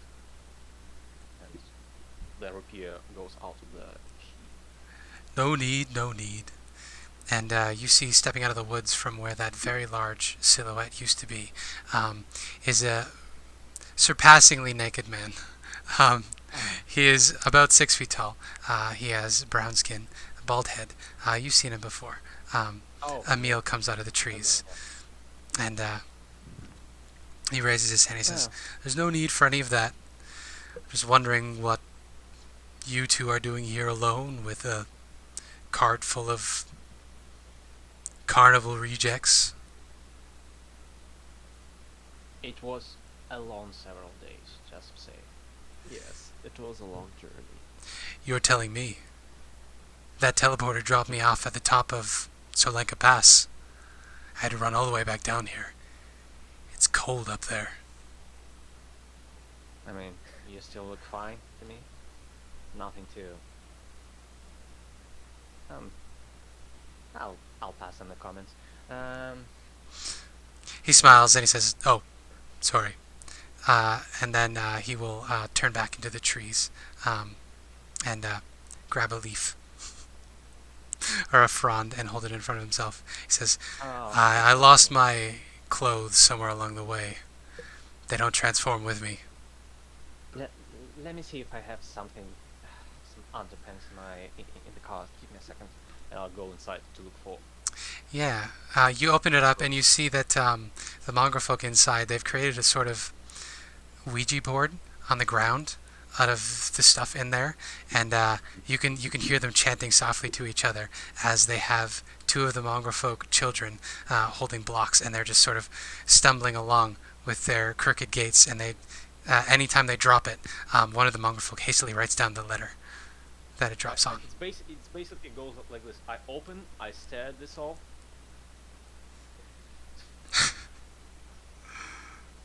Open again and go inside. Yes.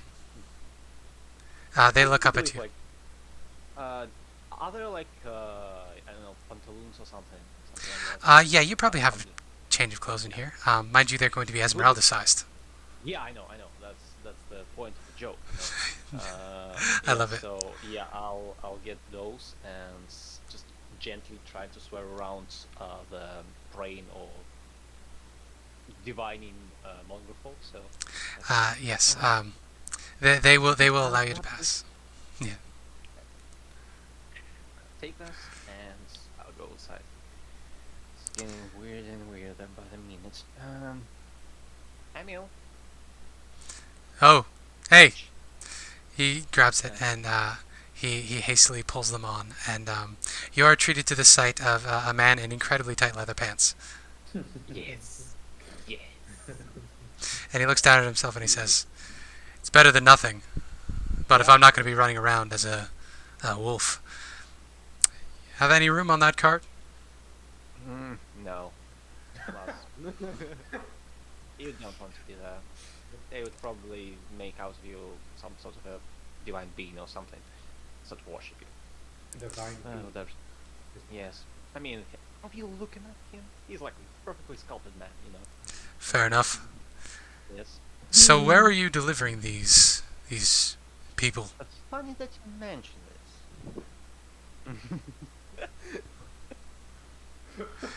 Yes, we were just thinking about it. Fucking hell. God damn it. You see, we were just carrying them, and we just thought.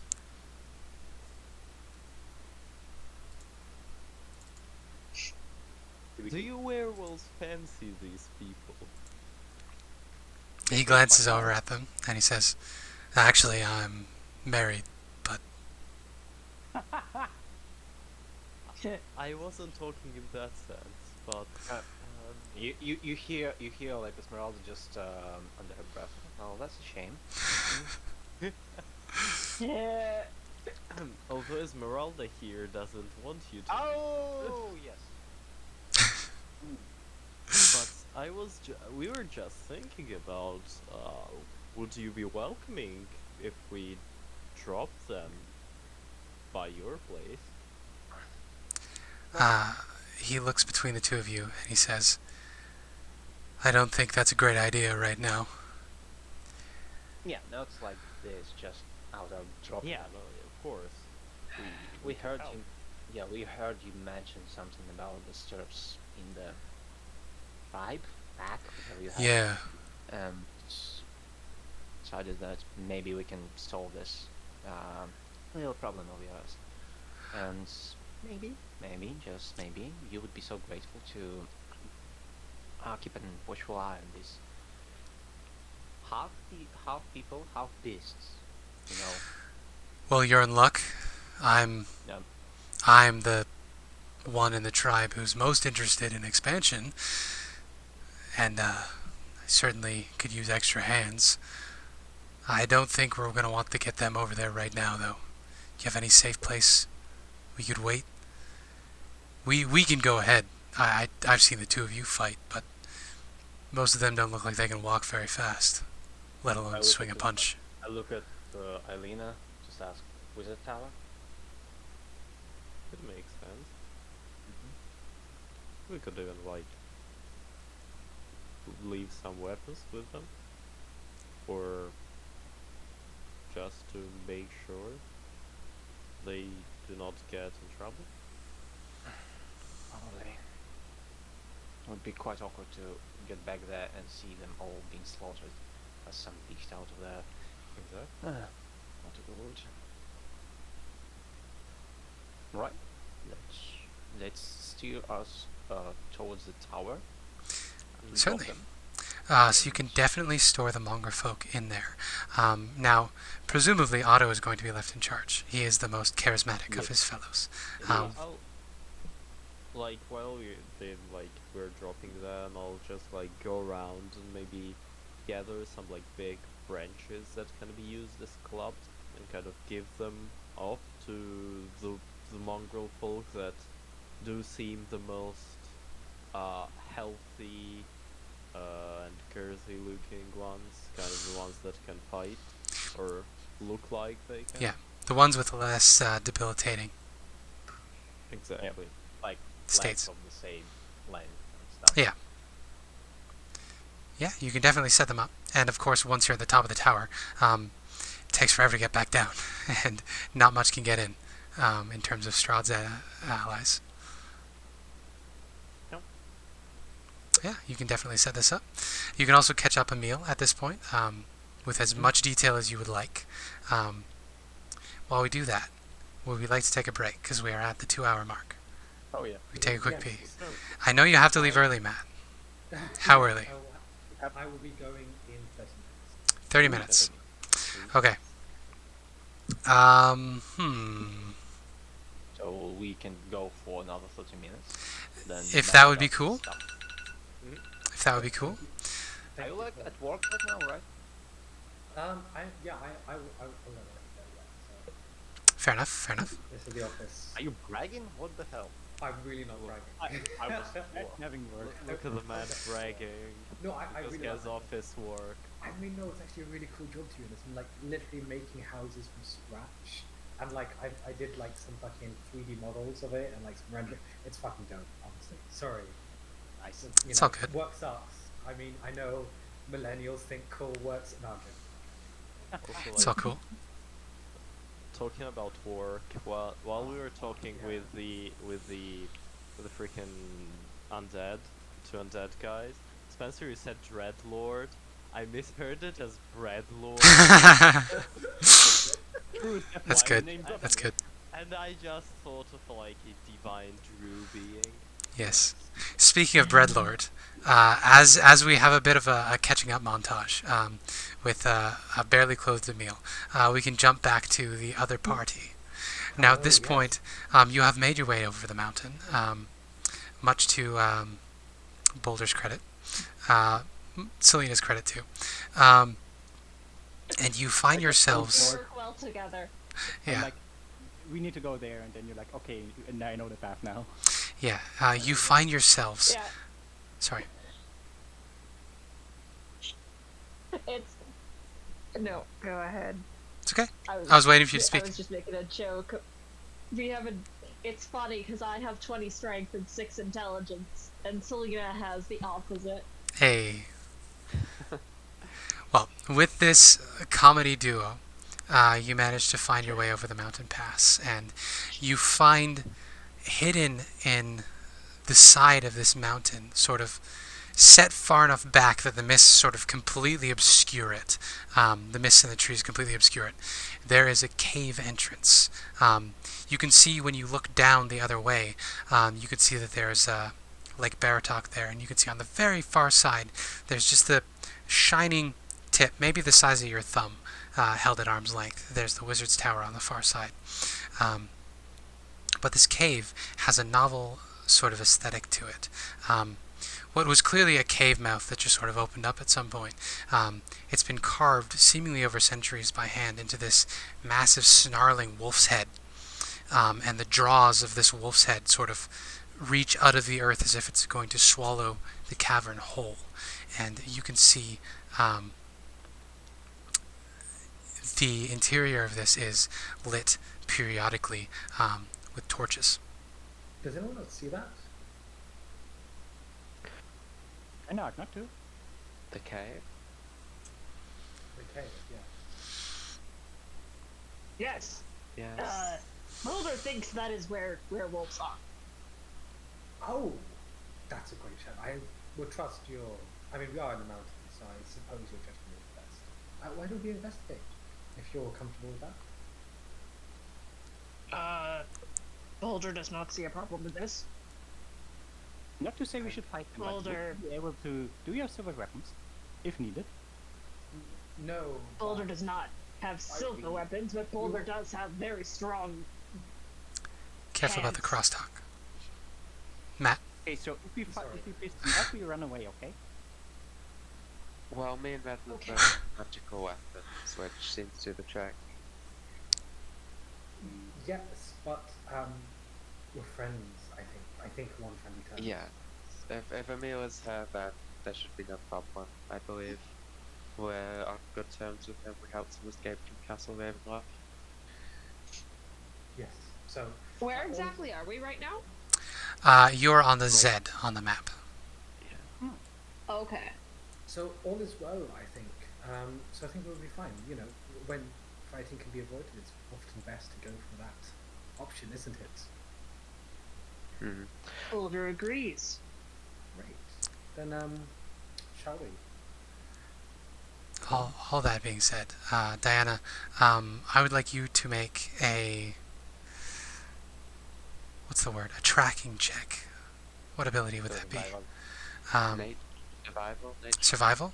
Survival works.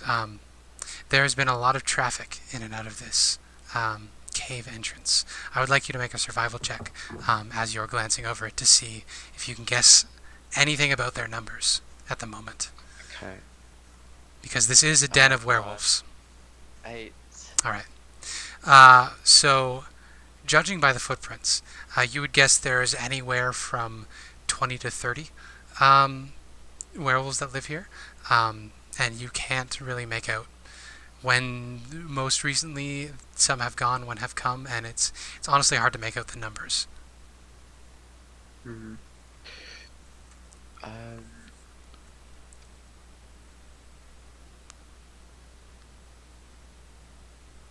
I'll say there are about 20-30 werewolves. I wouldn't imagine we would have to fight them all at once if they're hostile, but if we do, we can make a quick escape. Yes, I don't think we must do that. Do we have a backup plan? I mean, I'm gonna be fine, but are you gonna be fine? We can run away. What if you can't run away? I mean, Well, we have magic that can help us run away. I look over to Redmond. He doesn't. How can you tell? Oh, it's quite obvious, actually. Is it? Hey, Oh my lord. Spencer's Don't pay spotting attention to my us. camera. It's all dirty. Okay. Yeah, and apparently your That's camera is currently your Answer! No! Spencer, stop! Do it. Stop. It's like you're messaging now. Your camera is your microphone input. Your currently, camera is your apparently. microphone. Oh, I'm so sorry. That shouldn't be right. I was not. Why is it so expecting quiet? Yeah, Why? Oh boy. I'm so sorry about that. it's okay. I'd like to think you did it with love. Yes, I definitely did it with love. Also Riley apparently pooped. But I heard is like, fuck this, I'm out. Is that any better? Understandable. I've changed it. Okay, I'm Yeah, so you- sorry about no. that. The thing is, No it's- worries. What? I'm so confused by Discord sometimes. Yeah, It likes to change audio device if you ever have the active It's audio very device rude. not connected. Yes. Sorry. That's embarrassing. That's good. No worries. I was just trying to fix how foggy it was by cleaning the lens. Anyway, No. Sorry. I'm so sorry, Riley. So what is the plan? How would you guys like to handle this situation? Since Diana can't tell you anything about their current numbers in there. What we are currently trying to ascertain. Like, what is the plan? I mean, just going in there seems a bit stupid. Hello. It doesn't. Testing. Yep. Hello. It Hello, doesn't- I'm back. I don't know what's going on because I lost internet. Oh, You missed ear rape. It's all good. Yeah. it's okay. A little bit. You haven't missed much. I did a thing that was bad, and now I have asked what the plan is, and we were just discussing that. What is the thing that is bad that you have done? I cleaned the camera. That was my audio input. God damn it. We should have just said nothing. Oh. We said it was unforgivable. It is also Okay, unforgivable. cool. Nothing you can do, Spence, is unforgivable. So yes, the plan.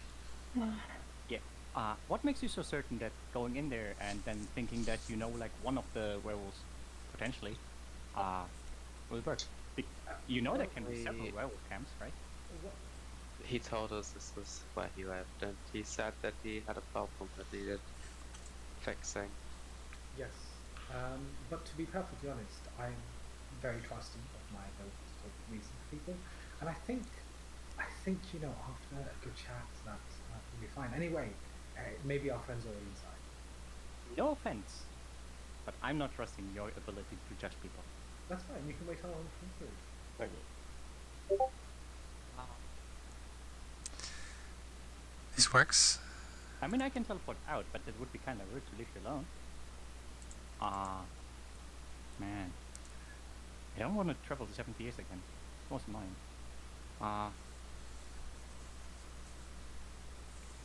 Sure. Okay. I guess the plan is going in and helping for them.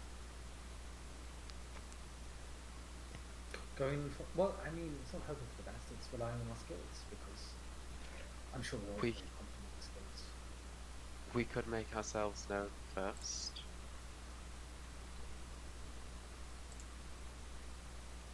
We could send them some sort of signal to let them know we're not hostile, I suppose. Well, to be honest, I can just I can give a shout over. As long as we know we'll be safe. Yeah, if you want to shout now, see if there's anyone in earshot. Hello! Hi! Hello! Are you saying this from your spot like 60 feet back, or are you approaching the cave entrance? Are we in visibility of the cave entrance? You're within visibility, but the sound won't travel too far. You're about 60 feet out from the cave mouth. So you'd have to shout really loud. Also, you don't see anybody inside the cave mouth. Let's get a bit closer.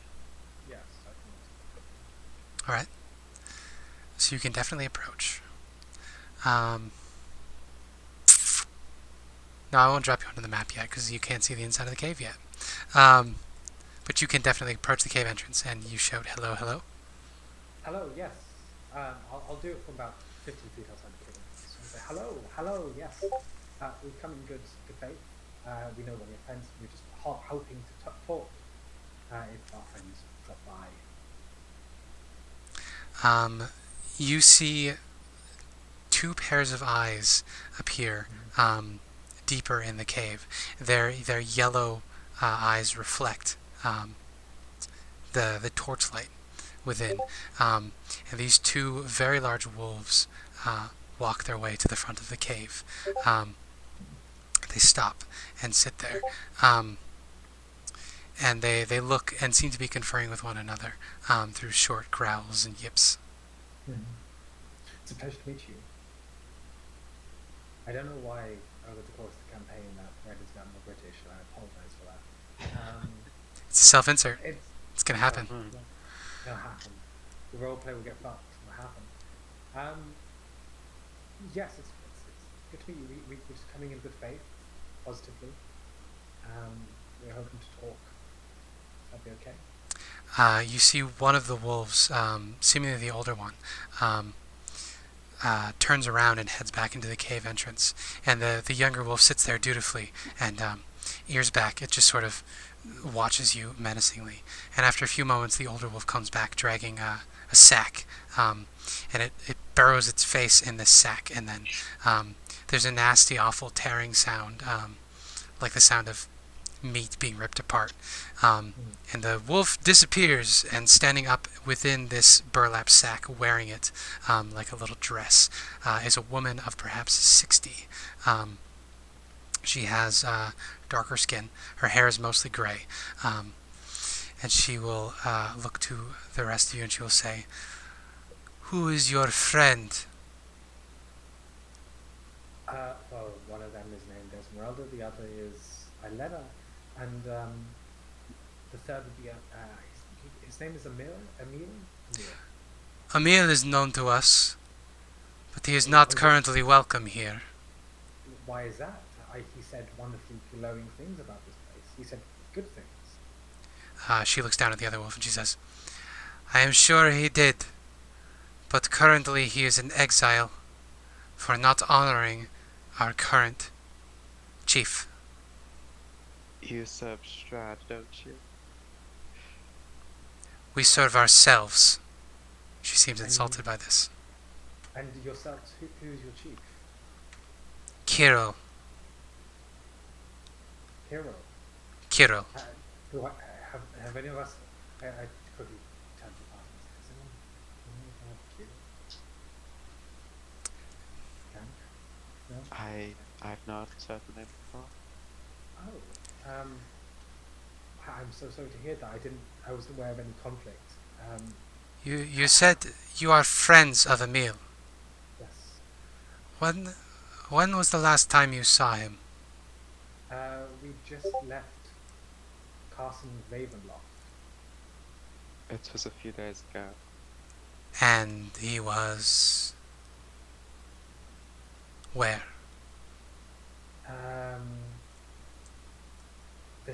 What's the place? The Mount.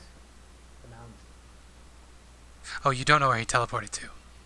Oh, we don't know where he teleported. I have no idea where he teleported to, unfortunately. I'm so sorry. But in Ravenloft, I mean... What was he doing in Ravenloft? Oh, what was he doing? Sorry, I got my... It's okay. He was in jail. He was in the dungeons with us. She nods. She says, "That confirms you actually saw him." She looks down to the younger wolf and she makes a barking sound at the wolf, and that wolf goes back into the cave and she says, "Zuleika will want to speak with you, but you must be brief. You must leave before nightfall. Leave nothing behind." That is perfectly fine. Of course. And then she will... Sorry. No, you first. Yeah, no, she will raise her hand and she'll make a snapping, like, come here motion, and then turn back to the cave. Oh shit, as she kind of extends her hand, I'll go in for a handshake, but, it's a bit awkward. She takes it confusingly, but will return it in kind. Thank you for sticking through with this longer and Celina. It may be a bit confusing, but while you're with us, you'll be safe. Promise. Thank you for your presence. This seems like a really bad idea. Do you often do this? Well, the thing is, I will take that as a yes. You don't have to. no, So shall we go? I just want to say, it may seem like I come up with very bad. Oh no, then I wouldn't call that a bad idea. A bad idea would be going out for a bath during winter. This is a horrible idea. So let's Okay, go. it may seem like I come up with horrible ideas, but I can assure you, because I very much trust our capabilities and mine as well, and it may seem like a horrible idea, but You don't know my capabilities, and you don't know Boulder's capabilities, and this is like 4 people against, what was it, 30? that, You yes, seem very confident. I'm very confident myself. It will be fine. That's a good thing. Look, I will remind you when you're the first one to die. I will never die. Okay. And you, while you're with me, neither will I. Boulder would like to avoid a fight, but if we get into one, Boulder will not hold back. I just give you this like sideways look for a moment. This Boulder Do is you mean train- like not die from now on, or does the past count? Because then you're lying. The fuck? I told you the whole thing with like seeing stuff slightly beyond, and it's complicated. It sounds. this is all sounds lovely, great burden. but for the sake of Matt being here, Yes. I'm going to cut this a little bit short. The older werewolf will lead you through the cave. Past the mouth, there are a number of caverns. I'll drop you onto the map now so you can have a look. So she will bring you in through the mouth. She takes you on the left-hand path. The area over here, there are drapes of cloth sort of tacked into the ceiling with pythons so that they hide the caves beyond. But she leads you through a bit of a maze corridor, and beyond you enter into this chamber here. Now in this chamber there are a number of cages along the walls. In each cage there is a little straw cot with some blankets over top, some pelts. Within each there are 8 children, 2 to a cage. They look scared, but they're alive. They seem to be well fed, if the remains of raw meat on the ground is any indication. But in the midst of all of this, there is a very large statue of a woman.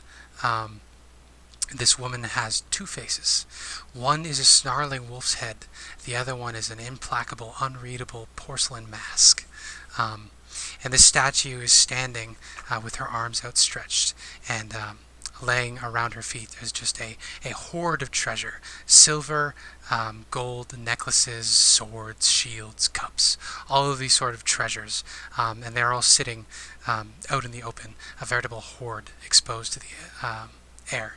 And kneeling in front of this is a woman of maybe late 30s.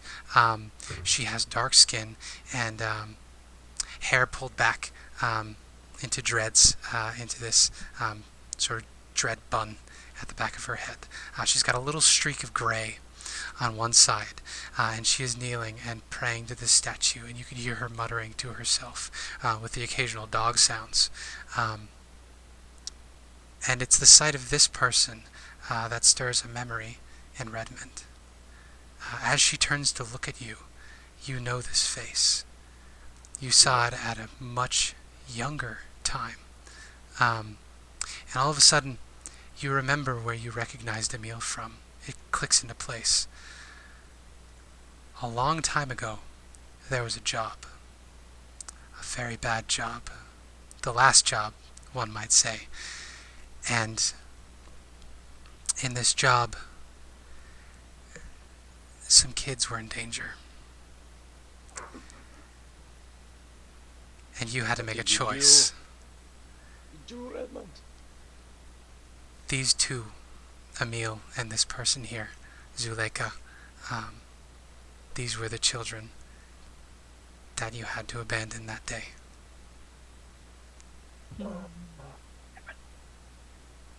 So she turns to you, no look of recognition on her face, and she says, what's her name? She says, young pup told me that, she's not Barovian. Young pup told me that you are friends of Emil. What has my husband been doing, spending time with foreigners? He, um, uh, he's, well, he helped us escape Ravenloft, a while ago, and,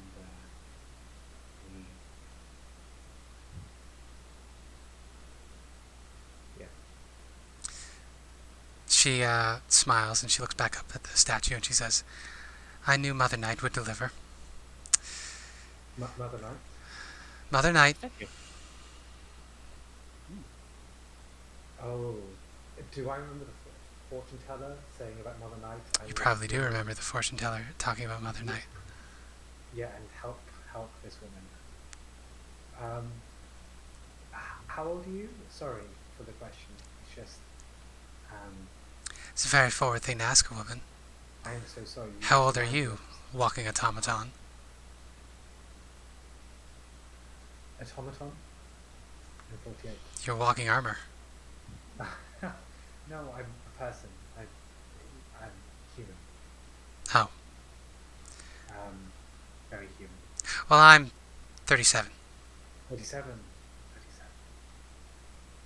And are you new to Barovia?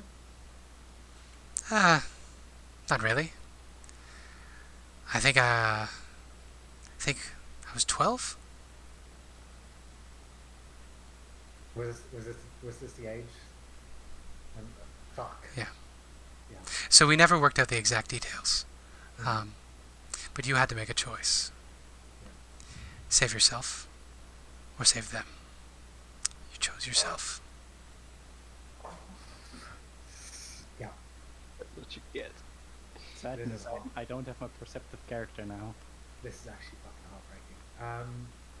They're fine. They didn't die. No, and it's at 12.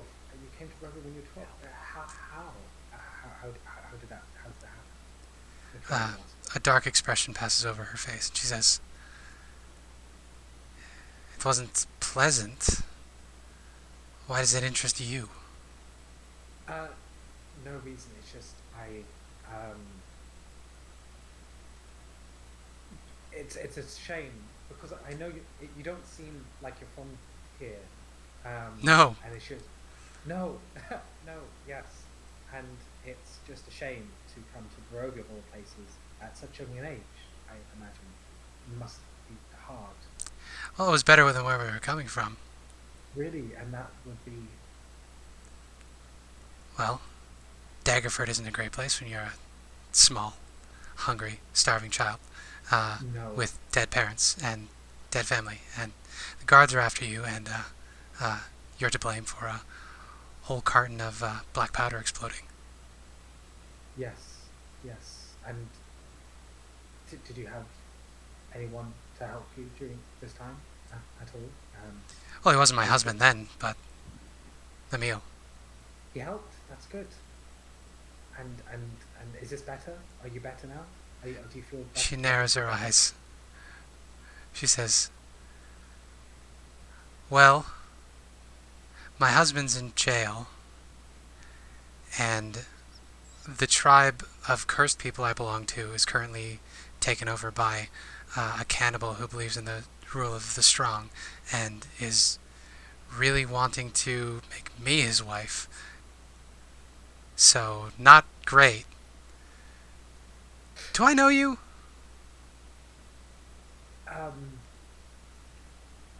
Maybe. I meet a lot of people often. I can help, actually, if you'd like, the situation. I'm friends with Emil, and it's nice to help people, I think. And if you'd be willing, we could do something about the situation.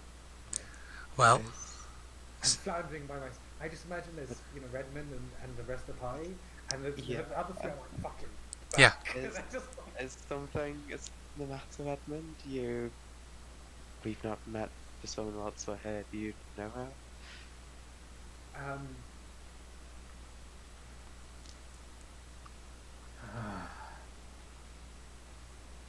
Peacefulness. Yes. Hmm. Yes. I do. I do. We've How- got connected before. I say it to Rosette down, so. Oh, I was just asking Spencer how she reacted. She raises her eyebrows. She says, "I don't recall ever meeting a robot? No. No. A human inside." A human. A very human. Young I was when we met. Couldn't have been just out of my teens, really.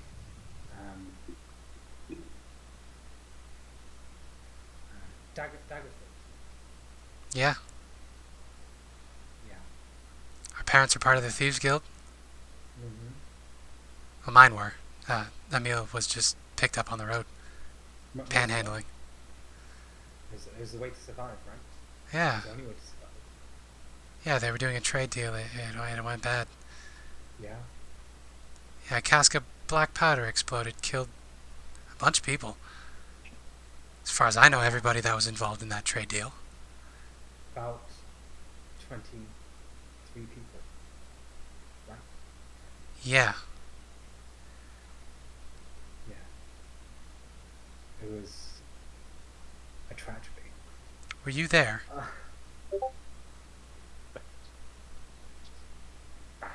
She's getting closer at this point. She begins walking towards you. Do you know something I was there. about that day? I'm so sorry. Yes. I was there. I remember you. I'm Emil. Who are you? Shit, I can't remove my helmet, can I? You can certainly try. I'll try and remove my helmet. Wisdom save, please.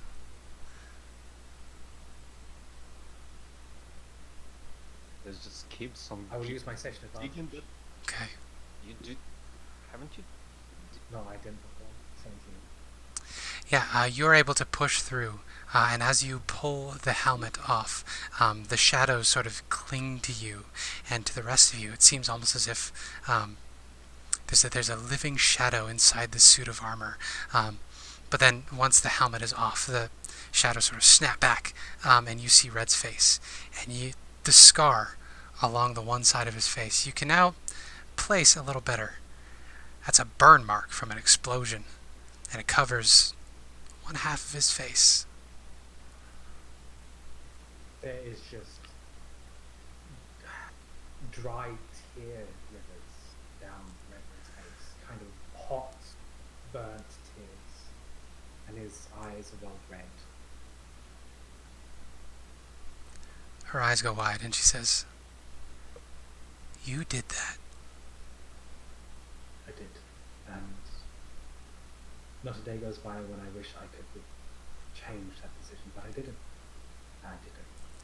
And I'm so sorry, and you do not need to forgive me. But I want to...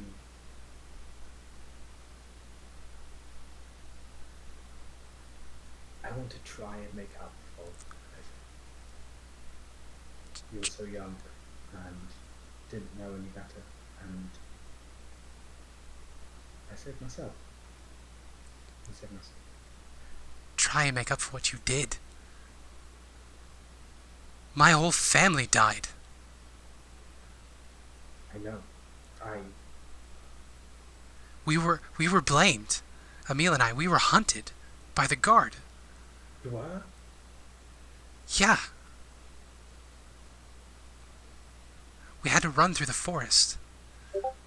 We were found by werewolves who made us fight other kids and kill them. And then we had to eat them after they turned us.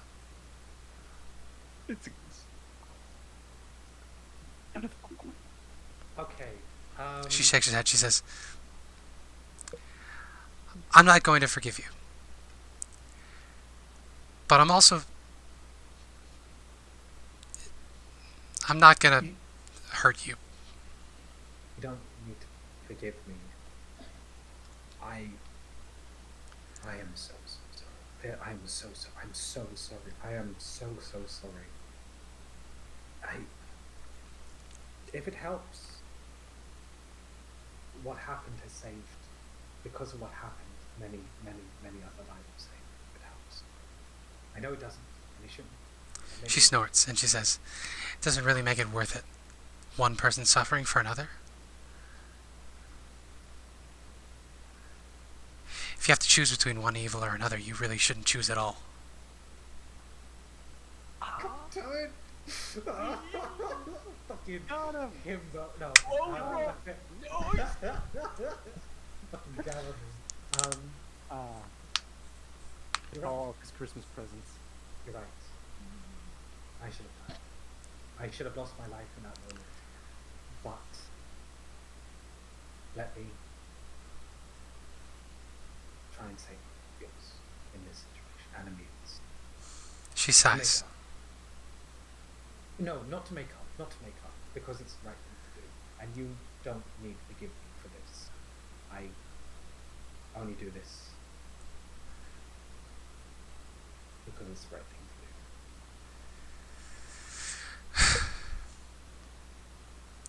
Fine. I'll accept your help. And I'll put the helmet back on because it hurts not having it. I will have to go again. I'm so sorry. Hey. Yeah. Thank you, Matt, for sticking around for this. Thank you. That was as a person, that hurts. It hurts so much. Like this whole conversation really hurts. I was very careful not to ask you too many details because I wanted this to be a surprise. I wanted you to think that I had forgotten about this hook. Yeah, you just gut punched me in the dick. Like, Yeah. That's how much it hurts. And I punch him in the dick again. That's, if you're on the periphery and it hurts, like, Spencer's doing a great job. But yeah, I'm gonna have to run away. Thank you so much. Be safe, drive safe. Run away. I will. Thank you. Have a wonderful day. See ya. Alright, I think we should take a break at this point because I have to pee. Enjoy. That is what to do. I will do my best to enjoy. So 5 minutes, and we'll be back. Alright. Right. Alright.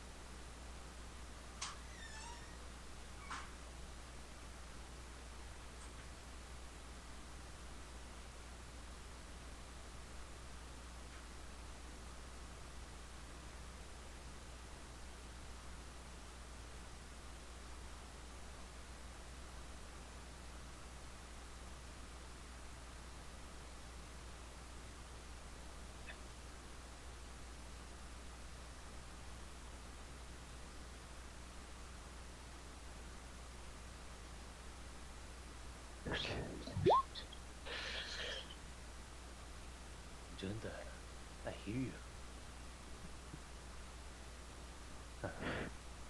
Hello, what? I hear you. Suspicious breathing into the mic. Suspicious breathing. It's because I don't know. I have a slight boxness at the moment. I suppose I am at the moment. Oh well, everyone has their own, problems. So yeah, I guess I can might. do for that. Know what they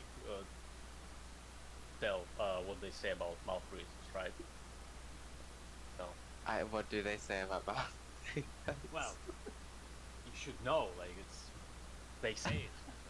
It's great to fuck. I guess I was just watching too many of Trash Taste podcast, and they have this funny joke about mouth breathers just being the worst. So.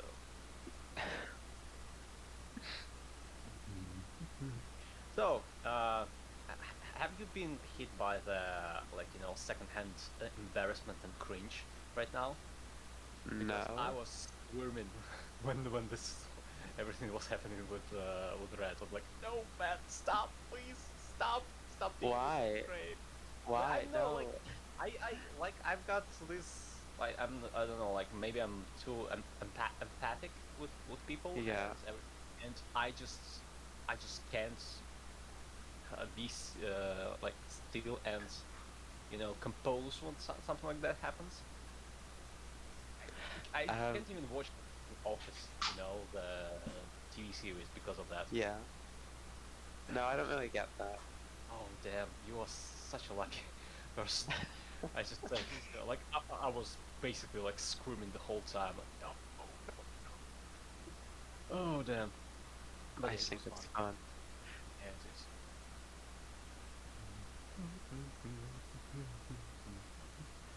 You wanna know a funny thing about the goat? The goats, yeah. Is it not a spoiler? No, it's not. It's not really a spoiler. In Curse of Strahd, there's just a goat that's evil. It's just out there for some reason. Hello. They just put it in the appendix like there's this goat and There is a goat that is evil and tries to kill you. That's it, basically. And it's big. Nice. I don't know, What about it's the such a something about my prey item? what?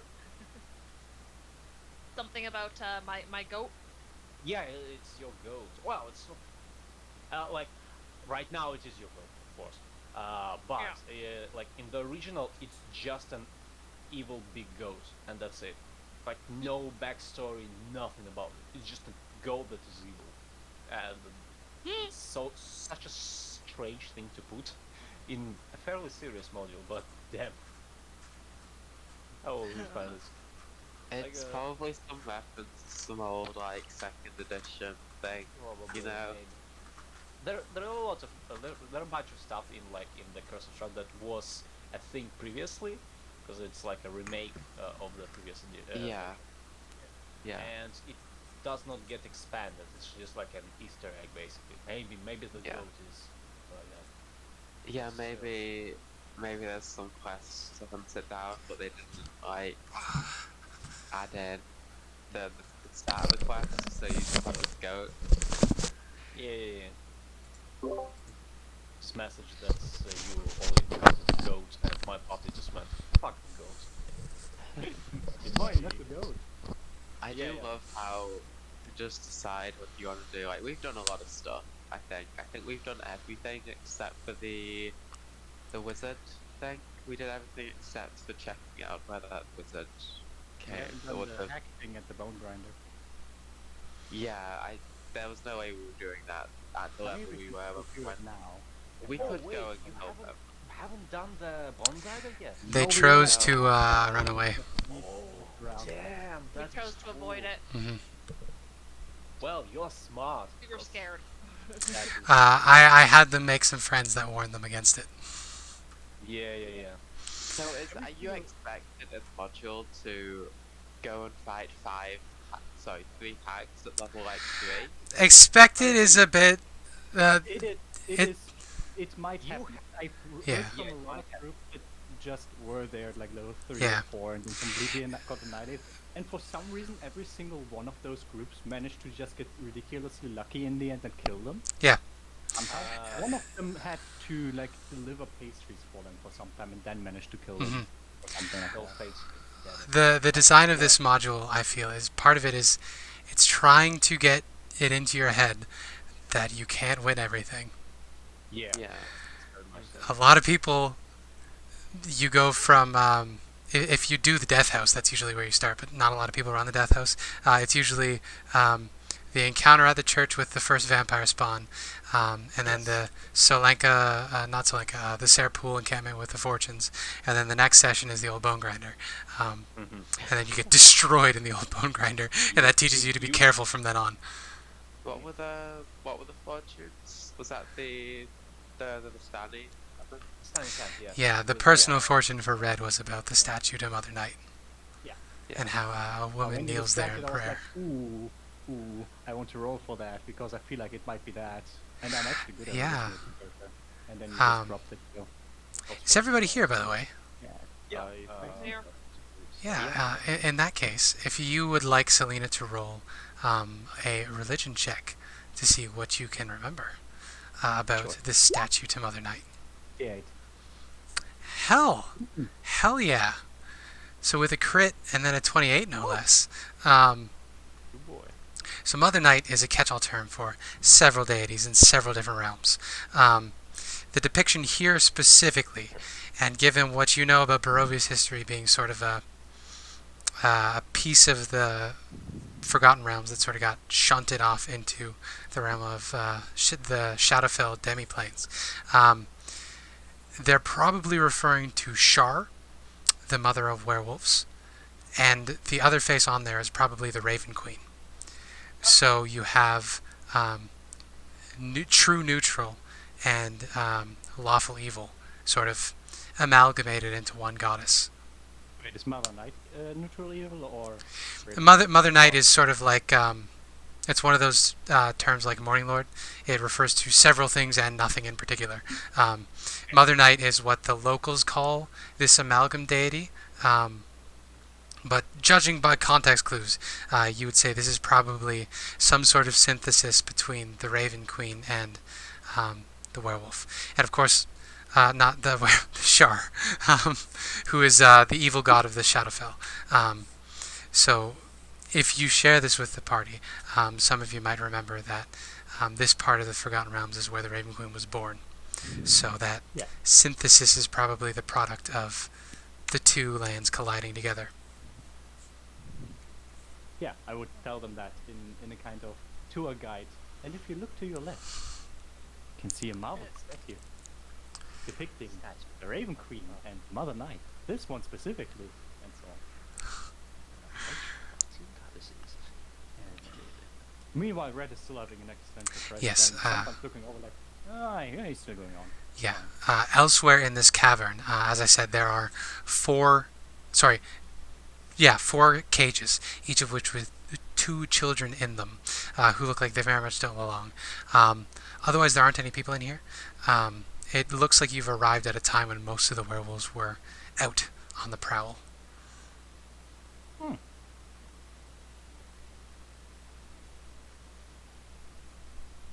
Wait, we were here to meet that Emil guy, right? He's not here and he's not welcome here, so should we leave or should we wait for the guy that eats other werewolves? He said he had a problem that we could help with. Well, I don't think we need three guesses to know which one the problem is. Might be the guy that tries to kill him and marry his wife. Yeah. I think so. Could you tell us anything more about the werewolf, the cannibal one you mentioned? She'll turn to you and smile and says, "Yes, Kirill. He's an asshole. Oh, strong language. He was turned a while back as an adult. We don't usually do that. We usually turn kids. But he begged the old chieftain for it. So he was turned. And he was fine for a while. He was just one of the pack. A jerk, as I said. But then he and Emil, after After the old chief died, he and Emil started getting into arguments a lot because Kirill wanted us to be big and strong. He wanted only the strong and the fit to be here. He's really into that whole the strong survive to rule thing. And Emil's, she smiles fondly. She says, Emil cares about us. We are a family. Even though none of us are related. Don't get any weird ideas. We're a family. And family looks after each other. And even though we're a family that is cursed and eats people sometimes, we look after each other. And we take care of the lost. Kirill didn't like that. And he disappeared for a while. A month ago? 2 months ago? Something like that. He came back with a spear. And magic powers, which none of us had ever seen before. He kicked Emil out, took his spot as chief. He's always fancied me. Gross, man. Yeah.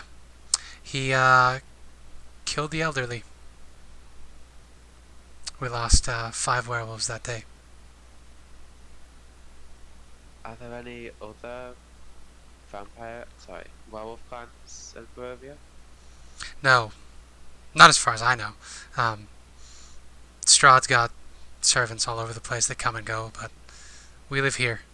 We've lived here, oh geez, decades before we came here. Emil and I. And it's been like 25 years, something like that.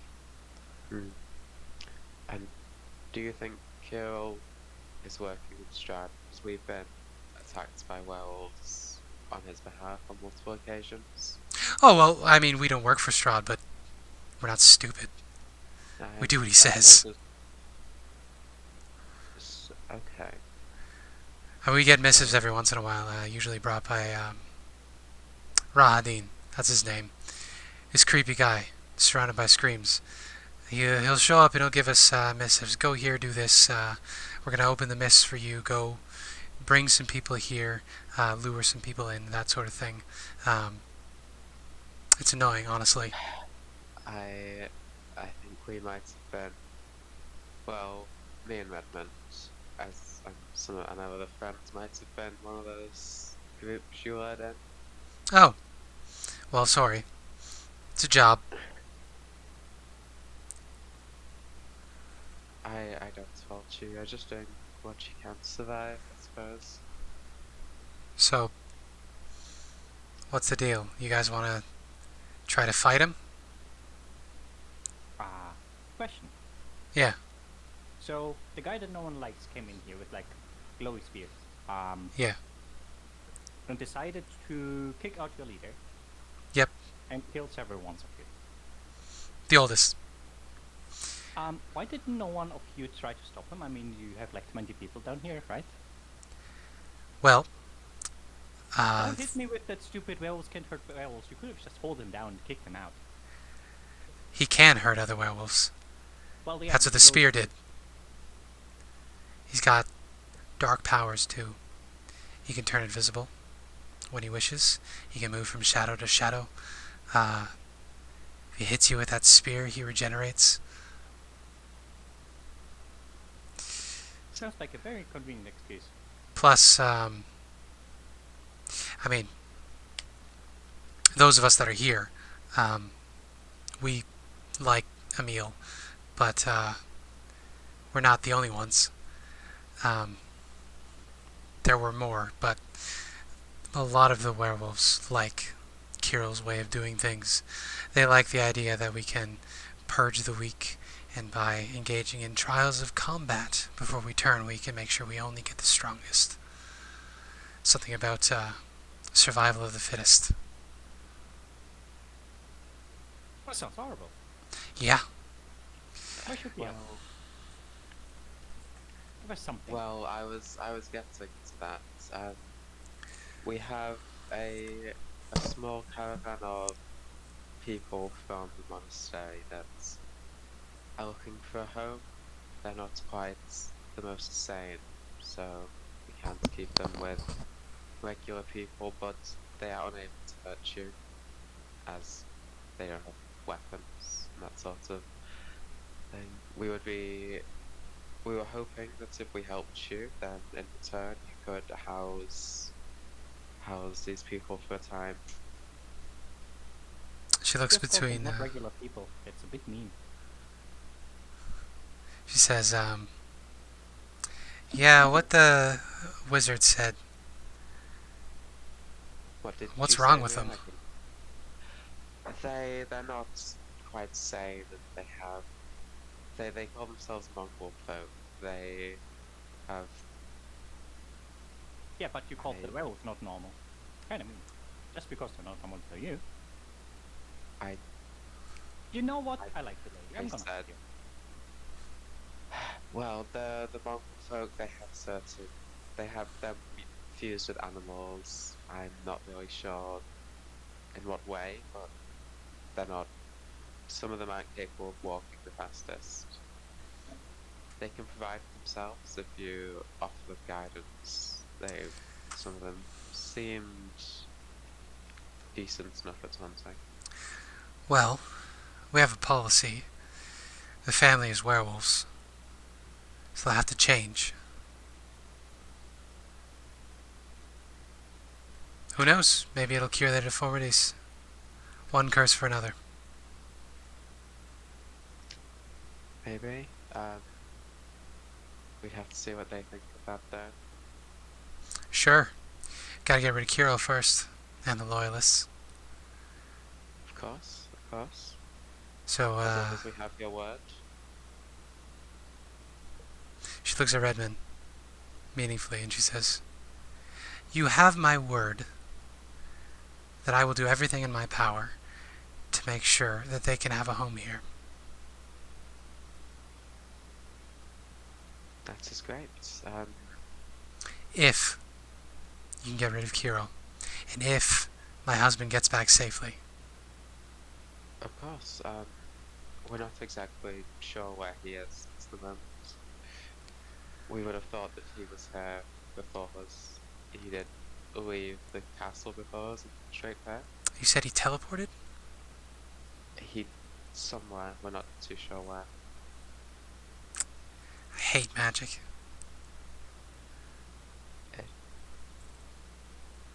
Can be like that sometimes.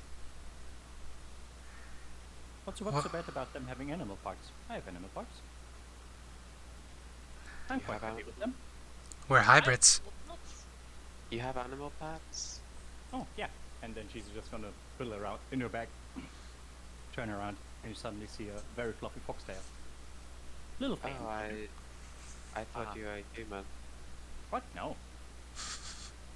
Is this What when are we you find then? out that Diana's a human supremacist?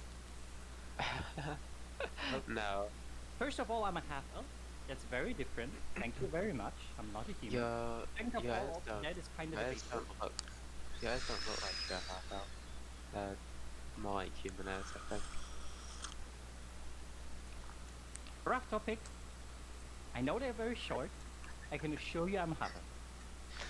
Oh, I was waiting for that. Boulder says, "I have animal parts," and wiggles his horse-like ears, not even pointing out the body of a horse, just the Well, ears. I'm not These going to mongrel go because folk. you're still young, so we're just gonna act as if that didn't happen. These mongrel folk, their bodies are mismatched. They struggle moving. Some of them have horse legs that are longer than their human legs. It's not the best thing to look at, if you ask me. Well, Well, but what about them? Do they mind? Some of them think they're incredibly beautiful, and some of them think they're incredibly ugly. Like I said, they're quite mad for the most part.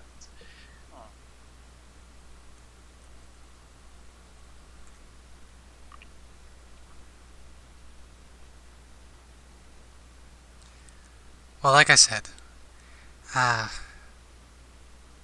We're gonna need people, and we'll turn who we can. It's dangerous. Not everybody survives, but I mean, if they're willing, it might do something about those mobility issues. At the very least, can't say anything about their minds. Nobody has a full deck in Barovia. Oh, as long as you're not going to force them for it, it should be fine. No.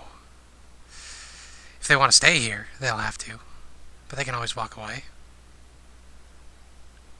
We're not monsters, despite all appearances. Oh no, monsters are quite different. Counter offer. The ones that don't want to do that or are too scared about that, could they have like a little camp somewhat nearby and you have like symbiotic relationship where you try to help each other? I will take that as a no. You know, especially not if you guys are going to go about pissing off Strahd. Oh, I don't plan on pissing off Strahd. I think my master already did that. I told him it's a stupid idea, he shouldn't go on a piece. What was it? I cannot stand and see people suffering in that realm with that monster alive. Something like that before that. And then he poofed, and then I didn't have a way to get to him. Really annoying. He sounds ridiculous. Yeah, usually, you know what? He is ridiculous. Normally he is like the one that tells me to not do stupid things, and then he does stupid things, and then I tell him that he did stupid things, and then he said, no, this is different. Every single time. That seems... I don't know the word. Silly. Yes. Well, anyway, you guys should probably not stay here anymore. Kira will be back with the hunting party any minute now. That seems like a not nice fellow, and these guys have like some other friends, and we should meet No. up with them first, so... We can cover up your presence here, but not if you're here. So, bye for now. I'll hope for the What's best. your name again? Zuleika, Too late. It was It was nice meeting you. Taurenesque. nice meeting you, Wolf Lady. Nice meeting you too, Berserker. It's always nice to see one of you guys down from the mountains. I was hunting a goat. My stupid goat got away again. Third time this week. Damn it. We will find him eventually. Battle will Finding's be not a problem. glorious. It will be. Well, really, you should get out of here. And then she will make a short howl, and she will call for Wenesia to come and help her cover up the scent. You see various other people as you're leaving the cave. The werewolves that have been left behind, they're the women werewolves. There are a few, the werewolves that were left behind, they're mostly older women and very young children. There's one child who looks just shell-shocked, and he sort of does what he's told as he goes about, as they go about sort of hiding your scent.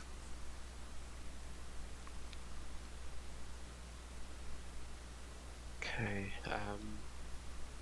I suppose that we just wait for Ezmerelda and Ilena to arrive then. We can make a plan. Alright, so are you going to hang out near the cave entrance, or are you going to go? You did see the wizard's tower. Wizard's house. I think we should hide out near the cave entrance. Okay. I suppose, but I would say not because werewolves and not anywhere like. I mean, we know which way they're coming from, actually, don't we? Night is falling pretty soon as well. Yeah. We know which way they're coming from. We can go in that direction, along that path, and see when we meet up with them. Okay. Right. So you're going into the mountains to hide, or are you going down to the tower? They're coming down from the tower. Up from the tower, right? That direction? You would guess. Given context, you don't know that they don't know where the den is. Okay, yeah, we'll head towards the tower then. Okay. Makes things easier. You can arrive at the tower and you can see that there are figures moving about in the upper chambers. Okay, that should be them, I think. Then we Time can to jump. make new friends. We can jump back to the other party. So Ireena and Ez. Emil has spent a lot of this afternoon with the two of you. It's been maybe an hour, 2 hours. He's caught you up to date with the information that the other party has. He was chief after the old chief died. Challenged for it by Kirill. Beat him the first time. Kirill followed up by disappearing for a few months. When he came back, he had a magic blood spear. And just mopped the floor with Kirill. Or not Kirill. Emil. Emil, thank you. And then he was put in prison. And so, as far as he knows, most of the werewolves are still loyal to Kirill.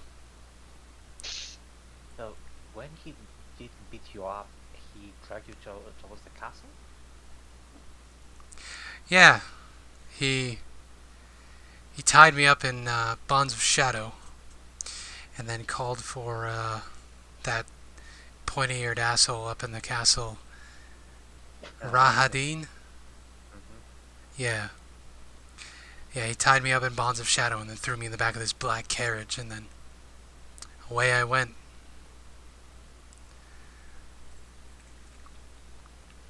That's Like a problem. that does sound like a problem. And well, me and that girl of yours, surely we would have some talking to do on more, I'd say, personal views on life. But Talking, yeah. You could call it that. hey, I could always try the talking approach. I never told it would work. Say we won't, because I'm fairly certain he's responsible for quite some amount of pain to myself, and if that situation is for any judgment, they're not very good people. Just saying. The kind of people that you should probably shoot first and then ask questions later. He's cruel. I'm not exactly a good person, but I'm not cruel. And that's the difference. I mean, when you're my family, I look after you. That's what we do. We're a pack. We care for each other. Weak, old, able-bodied, all the same. We only have each other. And we gotta work for Strahd, because, I mean, he's a fucking god, he'll kill us. But, I mean, there's no reason to be an asshole about it. I mean, do we occasionally pick travelers on the road to eat when we can't find food? Maybe. But, you know, these things happen. I'm holding on to decency and not trying to stab you because you are loyal. So let's not go into that, please. We always give him a choice. At least I did. Running away? Well, Or do you want to be just, food or do you want to be a werewolf? Oh, yes. This is not some sort Most of choose the werewolf. game. Oh, of course. Who wants to have the innards inside them?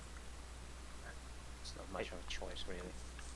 Still, at least they do have a choice. So you know Kirill? Very intimately, I would say. Didn't take you for old man chaser? He's not a young man. Our last encounter was wrapped in so much passion, so much shouts and occasional gasps. But no, not the way you think about it. No, He do that? He points at your leg. yes. It was quite a bother to get myself a replacement, but I managed. Well, that sucks. This is why I precisely gotten to this point. I was following them I got a little bit lost in the mists for a while.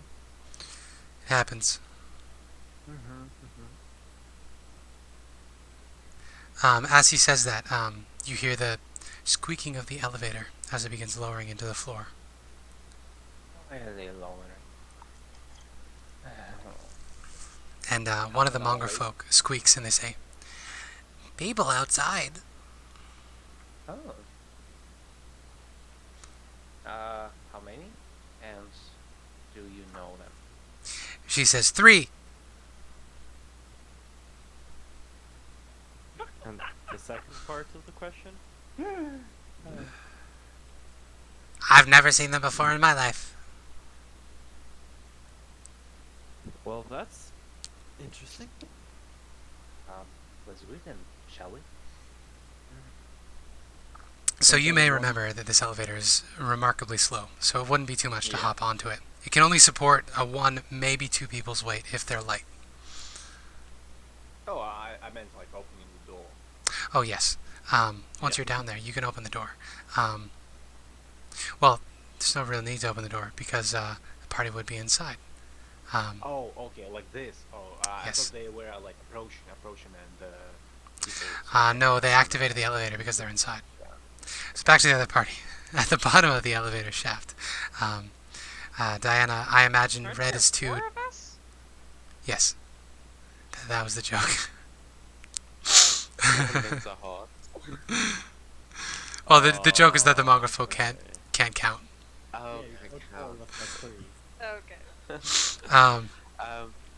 Diana does like the weird like dance to get in Yeah. the door. Yeah, I mean, it I should opens get up. one of those for my tower. It's Make a Kane do it side every time he gets in. Ooh, that would be fun. it's a side pain I know, it's ridiculous. to do. Anyway, Set up a scrying there and then watch him do it every time. I'm gonna do that. So you're having this conversation as the elevator gets to the bottom, and you see Ileena and Ez on the other side of the door, ready to go, ready for combat. Hello, new friends. Oh, hi! Oh, I knew that name. Ezmerelda, no, it makes sense. You're that little, Van Richten's girl. We met.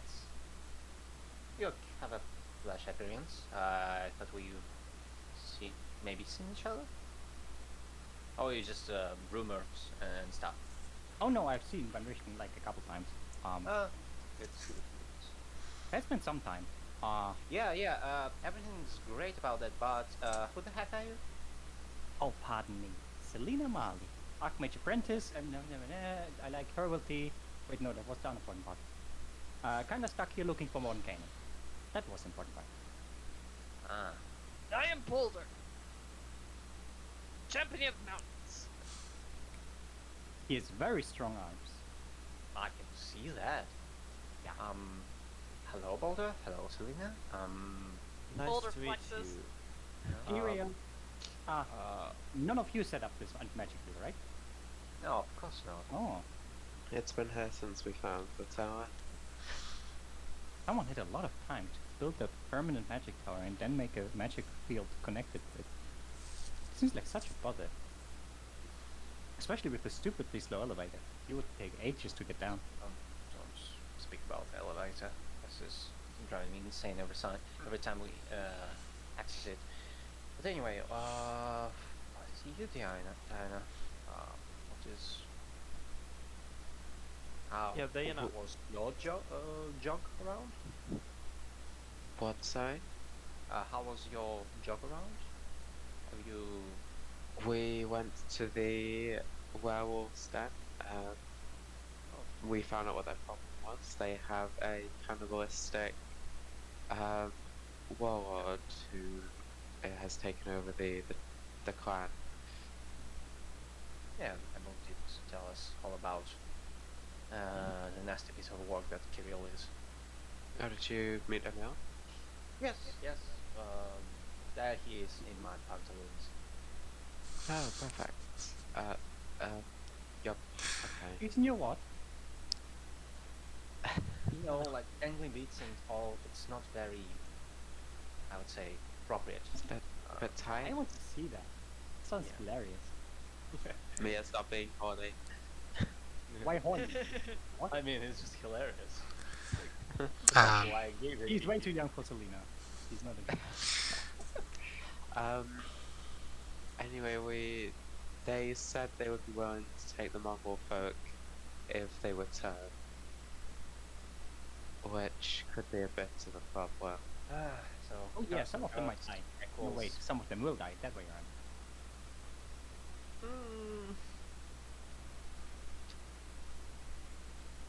Sure. This Might as well happen. Oh yeah, this funny is thing. still the only place that I can think to place them. If they agree to be turned, then that I don't know. It's a very tough situation. Also, You have the Redmond here knows one of them, and he knows Emil. But it's not a good thing. He's kind of doing bad right now. Might want to give him a bit of space. he will give you one of those notorious matte glares. But you don't have to be angry at me. I'm not the one who blew up a whole family. Shakes his head. Celine, Did I do that once? No, I didn't. I suggest that you hold your tongue for now, especially about matters that you don't understand. You're talking to me quite condescending for someone so young. Should maybe. I'm 126. Yeah, that's incredibly young, so watch your tongue. I am One 60. of those days. Yep. Also, You're quite assuming of people just from the looks, aren't you? question, Diana. Last time Yeah. I checked, Rory and Volk looked a bit different. Well, Sorry? that's a long story. Oh, is it drama? We- Drama. We fought the abbot, and afterwards there was some choice words had about Redmond keeping him alive after we dealt with him the first time.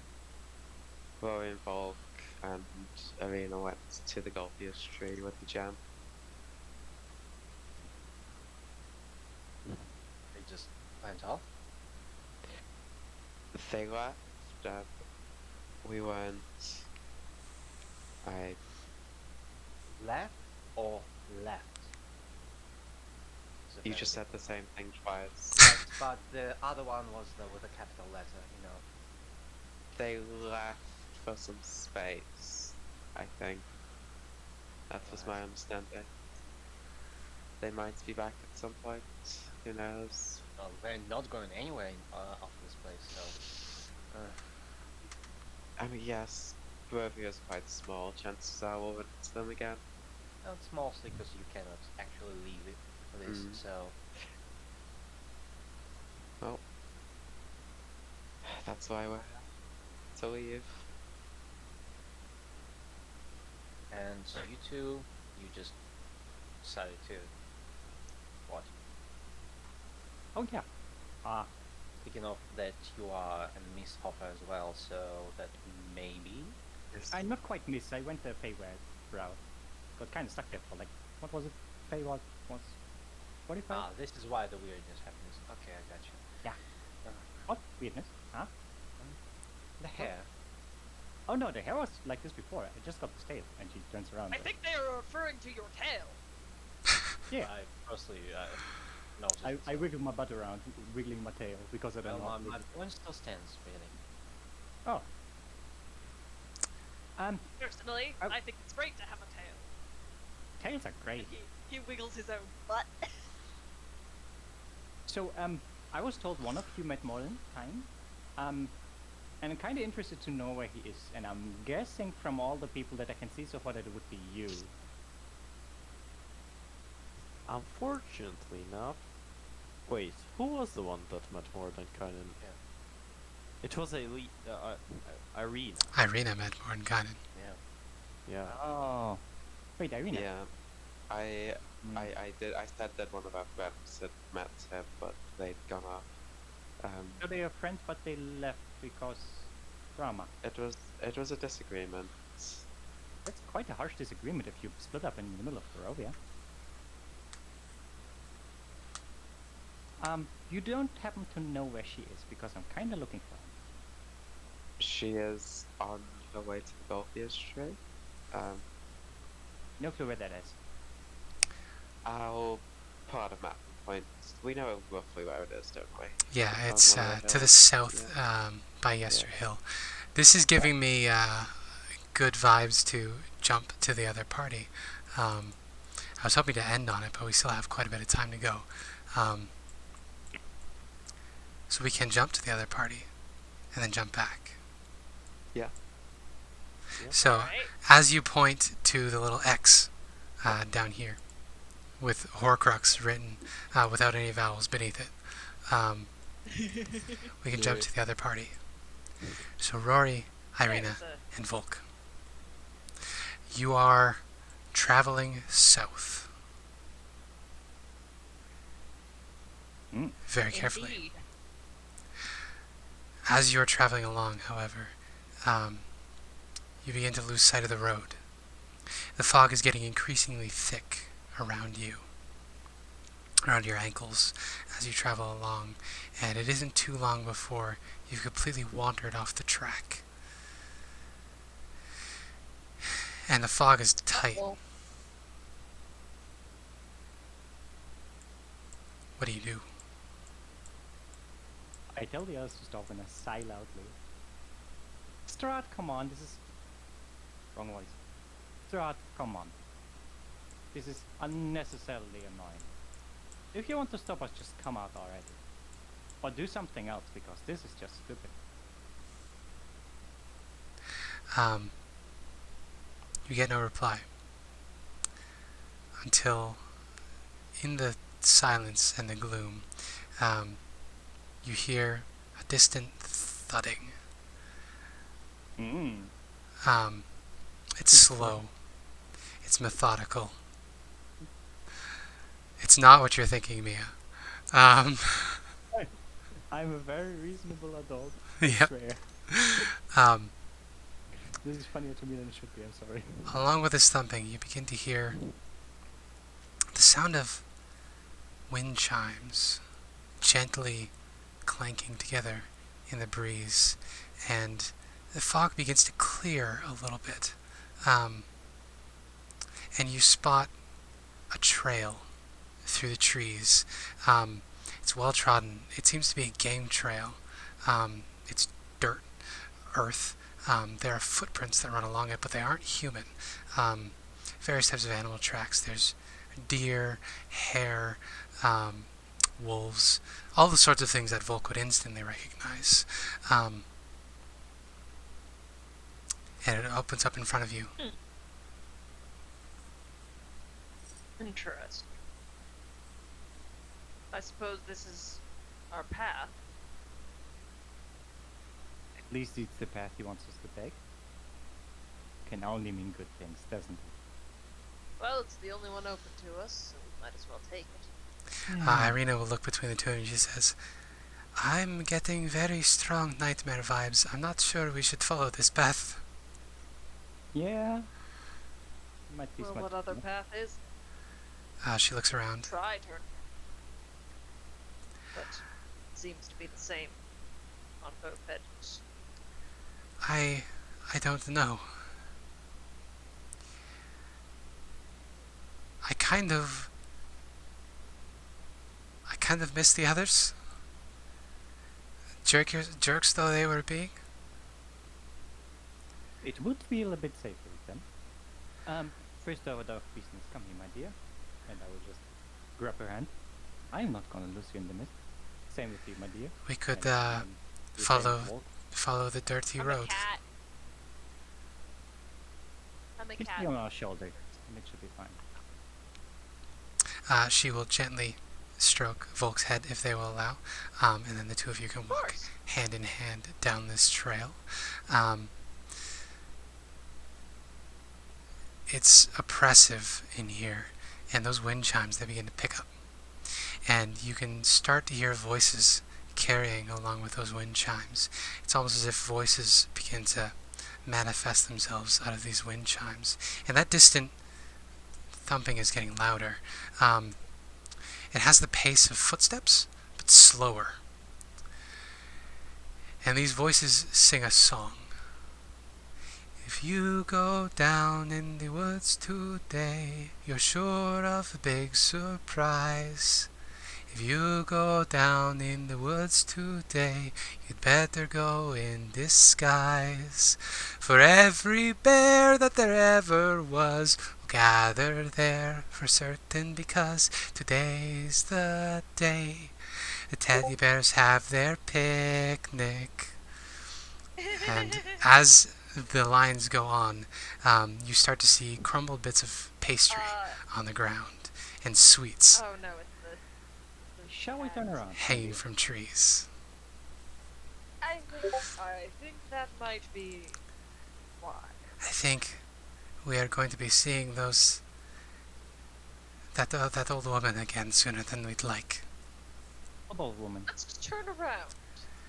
The Morgantha, the lady that sold the pies, she said she'd see us again. Pie lady. Wait, was it the one where it suddenly fell asleep? Oh yeah, Yes. Believes Oh, the hag. well, Night let's hope hag, this doesn't something happen like again. the We encountered another one of those on Lake Zarevich, didn't we? we did. Oh yeah, I shot her. I don't think she's gonna take too kindly to that. Hmm. The stomping Did I look at comes Strahd? to a Because I stop. feel like our strong point right now is that Strahd wants at least 2 of us alive, so he wouldn't harm us that badly if something happened. I know this is a bit of a... It is not a great thing, but it is... could be worse. So what you're saying is that we're safe? No. Oh, far from it. But at least we will not end a terrible death at the hands of some weird old cows, because the Lord of the Lands wants us. So, I think they only cook. that's something? Thankfully, none of us are children. I'm not a fan of people hurting children, though. Me You know neither. that's like my one thing I care about, besides you two. Perhaps You we should care about try a lot, to Rory. end them. Do I? I used to care about children, that was all, and then I had Volk, and now I have you. You're becoming a whole person, kinda- Rory. I kinda care about the morning, though. I kinda don't want the others to die. Fine. Wait, do I actually? So, Do I care are about we going? this? Feels weird. Yes, So, Volk. are we going forward or not? If we're going forward, we should probably be quiet so we don't raise attention. That I feel sounds like like they a would good know idea. that we're here. I wonder. Strahd has never done this to us with the mists. True. But he's the one controlling the mist, is he not? I would assume so.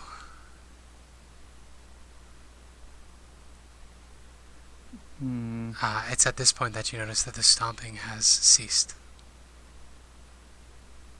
And it is deathly quiet.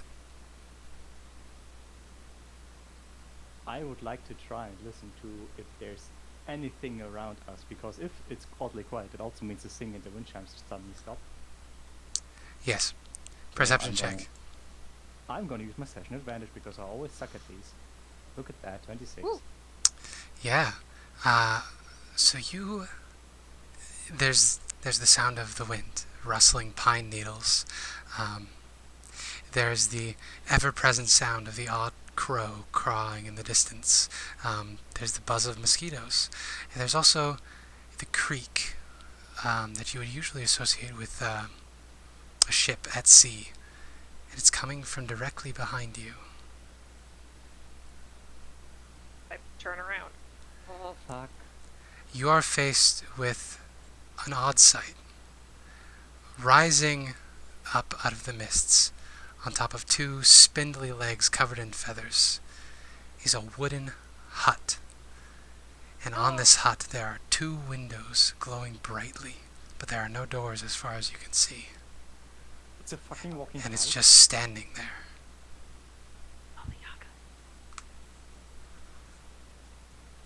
I'm not going crazy. am Would I?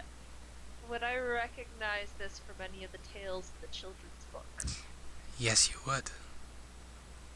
You would also remember at this point the phrase that occurred to you the other day. Little hut, turn your back to the forest and turn your front to me. You motherfucker. This must be my, There are many tales of this crone. new friend. They say that she has hairs that hang from her nostrils that hang low below her breasts. They say that her ears are oddly large and they hang to her shoulders. They say she has a mortar and pestle that she can fly around in, and that she uses to grind up the bones of children to make her bread. And they say that she comes and eats little children who misbehave, but she'll reward the good little children who she finds. Most of all, the thing that appears again and again in these stories is you don't want to encounter this old crone in the woods. And you especially don't want to go near her house that stands on two chicken legs and carries her from place to place. So, I believe this may be my, vision friend? I'm gonna slowly back off from the thing. Ireena will follow you. I'm still looking at the thing, waiting for the moment it might start walking towards us and just dash away from it as fast as possible if that happens. How is Volk reacting?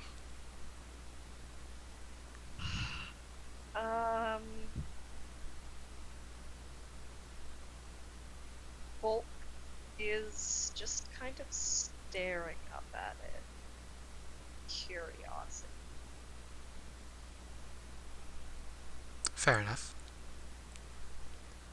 Well, as you are backing away, the house begins to creak again, and these two lit windows almost become eyes as it tilts itself downward and makes eye contact directly with you, Volk. And Ireena says, "I think we should run."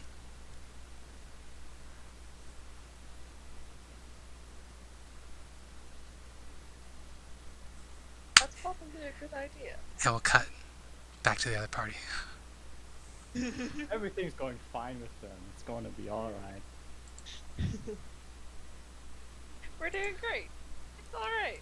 So back at the other party, Diana is pointing at that area of the map, and I'm sure assuring the rest of the party that Volk and Rory are probably fine. They're just going to a magic tree. It'll all be good. Yeah, I left Volk with my cloak. She should be.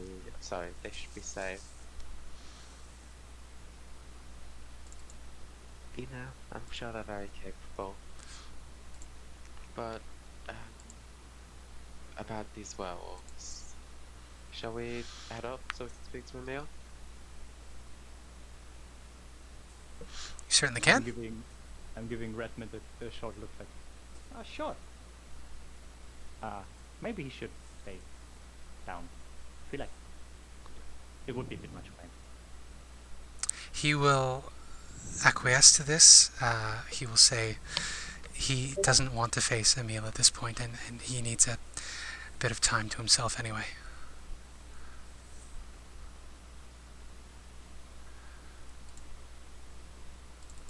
Okay. So I'm imagining we make the multiple slow and laborious trips of the elevator. Yes. Boulder walks up the wall. What?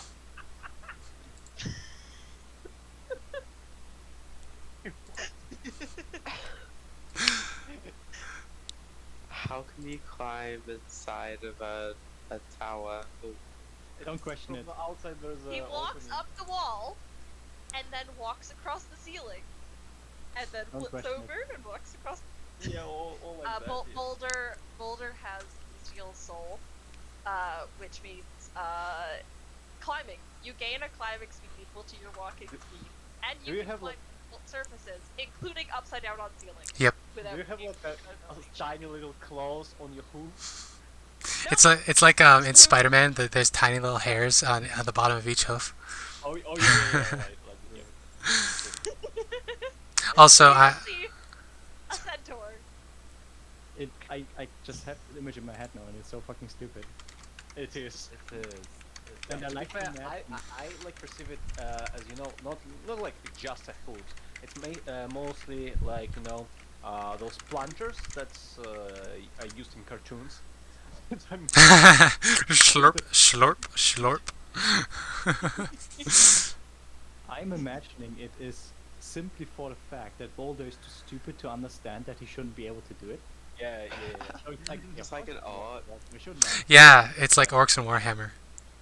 He's just like, I can do this. So We believe that you can, and then it does happen. Mhm. Also, questions. Yes. One question.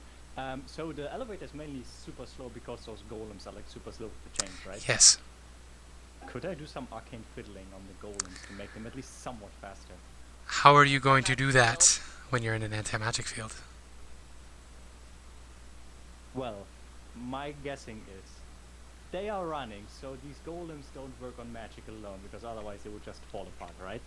Well, what you know, given your vast expanse of knowledge in becoming an archmage, in your pursuit of becoming an archmage, anti-magic fields by particularly powerful wizards can be shaped in such a way that their own magic is immune to it. Takes a long time to figure out how to do. But basically, any magic cast by the person who casts the anti-magic field would be fine to function in there, but everybody else is affected by it as usual. It's tough, and it usually involves anchoring it in a mythal, which is an ancient mythic kind of magic that has been lost to the ages.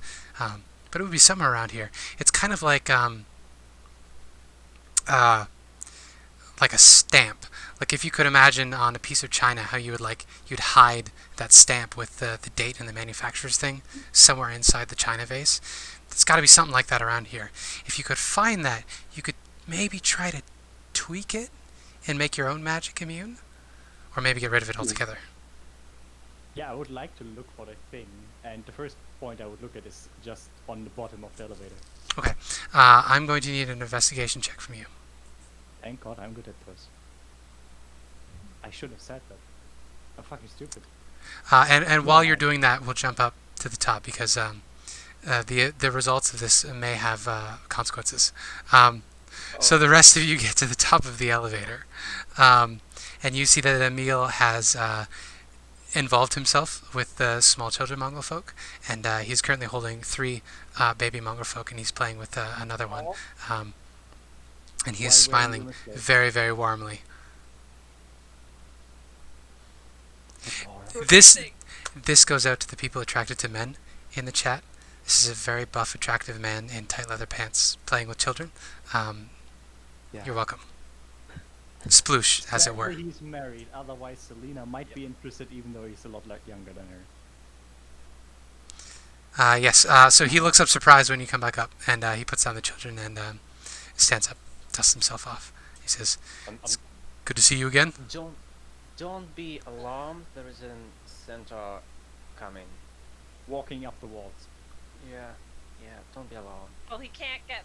I think he would have arrived first because Centaur on wall is faster than elevator. It's true. I think there are like openings in the. Yeah, it's pretty torn up. He comes through the window. Spider centaur through the window. Spider centaur does whatever Spider horse, spider. Hello? Oh yeah, that's better. It's nice to meet a berserker. How are you doing that? I just do it. Fair enough. You are very attractive. Thank you.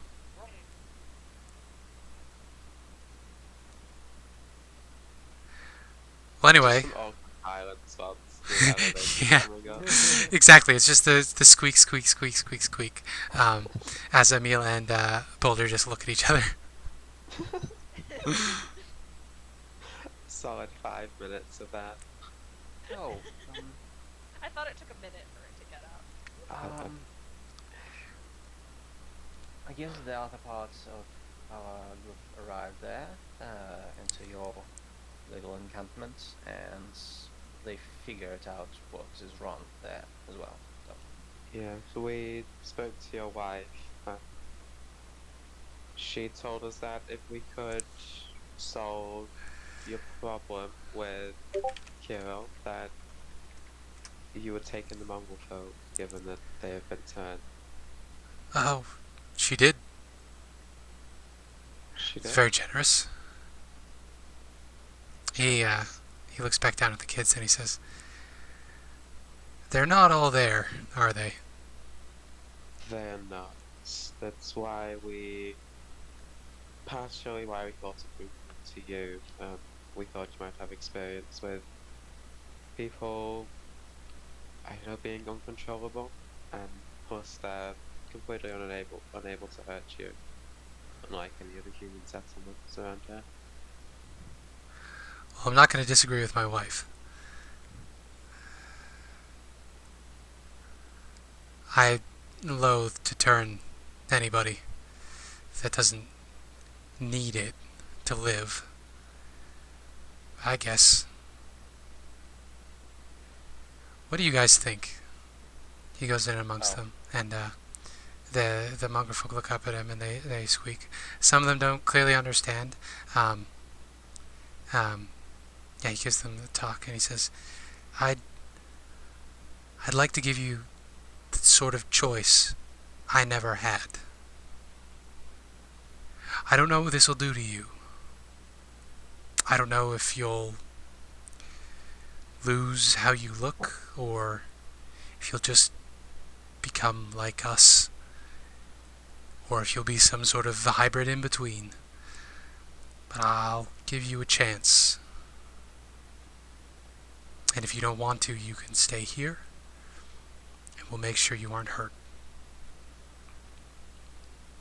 And the mongrel folk have various responses. Some are eager to find out what the heck he's talking about. Some of them don't understand.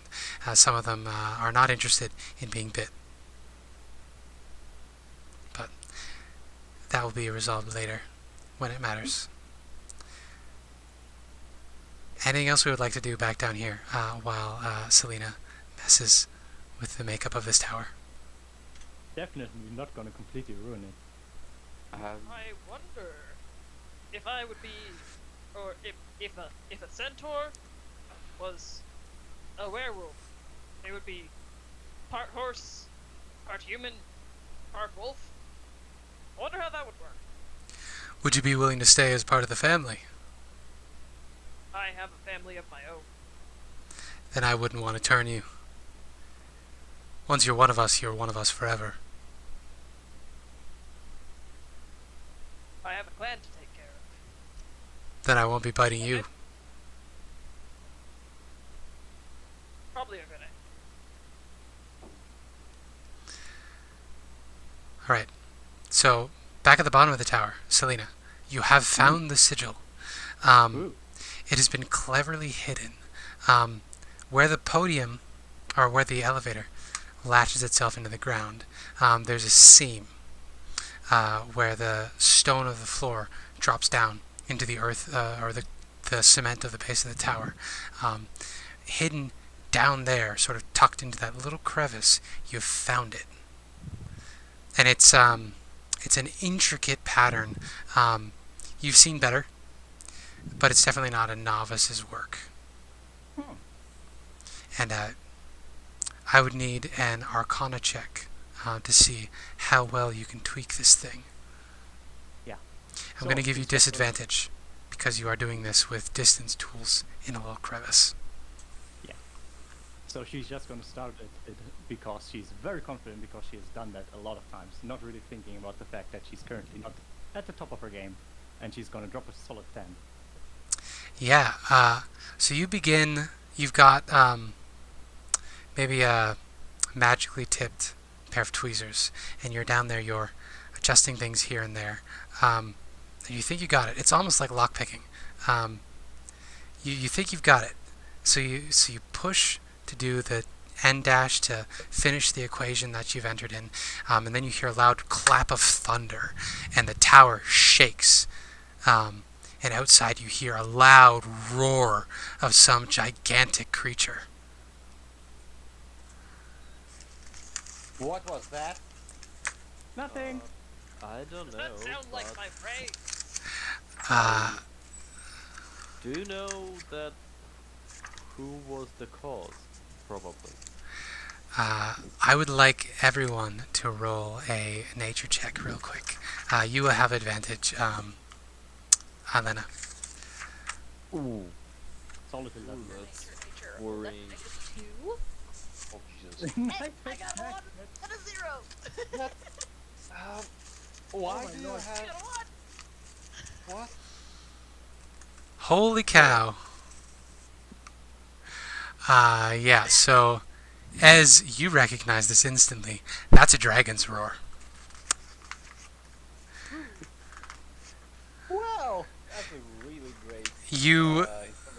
You can run to the window, and outside, seemingly summoned from the air itself, is wreathed in crackling lightning, is an adult blue dragon, who's flapping his wings and looking around, quite angry, and he clutches the rooftop of this tower and bellows out, "Who disturbs the tower?" Go. It's I Our- slowly do this behind the window. I'm just going to peek through the door and like, hi. Yeah, you're gonna need to roll initiative. oh, God man. damn you, Celina! I thought we had a problem with Rory. You took it out. I was not expecting this to be triggered. Never in a million years. Thank you so much. Thank you so much. I need to bring the Wizard's Tower back out of the archive. The problem was Nia. I just want you to run fun encounters. Yeah, but Question. Yes. The city completely destroyed and now I can use magic, or do I have to leave the tower? No, the sigil is still intact. What happened is basically the tamper-proof. You missed the tamper-proof. You triggered the DRM.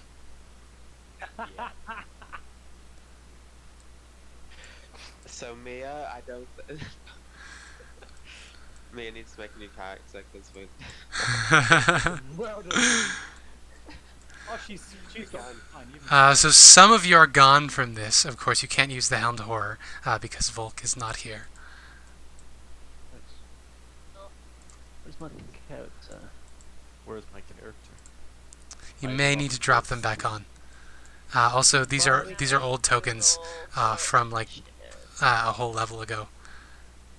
Oh wait, we roll the third floor. like level 5 at that point. Yeah, this is from the Strahd fight, the first Strahd fight. Oh, there was Ghost Ireena there. Goodbye, Ghost Ireena. Goodbye. Rectavio is not here either. Well. This looks like I'm an to do interesting PK. fight. And then we can continue next session with the only character still alive, which is Volk. Centaur. Currently being chased through the woods I mean, it's by. an adult dragon. Like, let's not get too. We can do something about it. Look at what does blue dragons have? Lightning breath. Yeah. One shot Mia. No, I'm gonna be fine. No, She Just said. just have to get a new body. It's not a big hassle. Just have to get back to Barovia. It's just gonna take like 70 years. I mean, you're still going to be here if you die here, you know. Just reborn in like Then 20 she years. is very, very different. I just realized I do not have the problems of the elevator now. Why? This is true. Also, Emil would be here. Who would like to be Emil in combat? Me. Would you like to be Give the me- muscular man in leather pants? I want Give to me. be He is wearing my the- pants. I'm going to wear his. Oh, I don't have him in 1 second. I need to find his Is token. this a competition for who has a mill? Oh, it's only young blue dragon. I mean, your own bitch. If it's only young blue dragon, it should be fine. Spencer said it all. Oh, I misspoke. I'm sorry. Yeah? Oh, then A worthy challenger. a worthy challenger approaches. I'm just going to No, try it again right. afterwards. There's only going to be one. I need to make this editable and controllable by all players. There we So go. wait, is it a young dragon or an adult dragon? It's Young Dragon. Okay, then. I'm going to follow the book on this one. Again, I was never expecting to have to run this, so I'm just following what the book says. Our odds of survival have spiked up. I actually forgot about the dragon, really. It's one of those things that you would never in a million years trigger. Yeah. You need to specifically look up for it. And You then- need to like fail miserably at the door puzzle or not realize there's a door puzzle and just blunder into it. Yep. So as She's per gonna usual, try it again afterwards. She's going to continue until it works. as per There's only so usual, many blue dragons. Diana gets to go first. Key advantage on initiative. I will say to this boy dragon, no, I'm not gonna, that's no. I'm very low on health. I'm on like 33 hit points. Didn't you guys take a short rest? We took a short rest, but then we got attacked by the goat. That's right.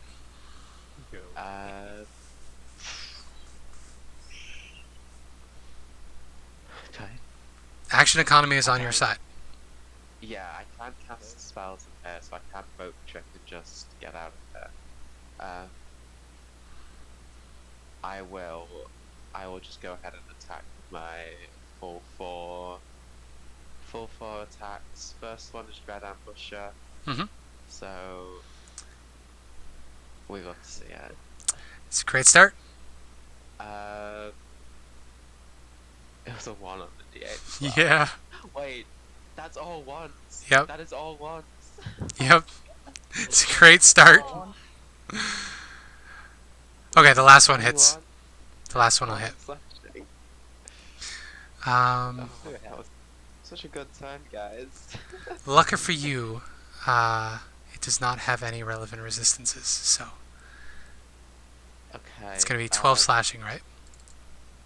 Yep. You add anything to that? Unless it's undead or humanoid, no, I don't think. It is neither. Yeah, Would you like to do anything else? I don't think there's much else I can do without getting opportunity attacked. It's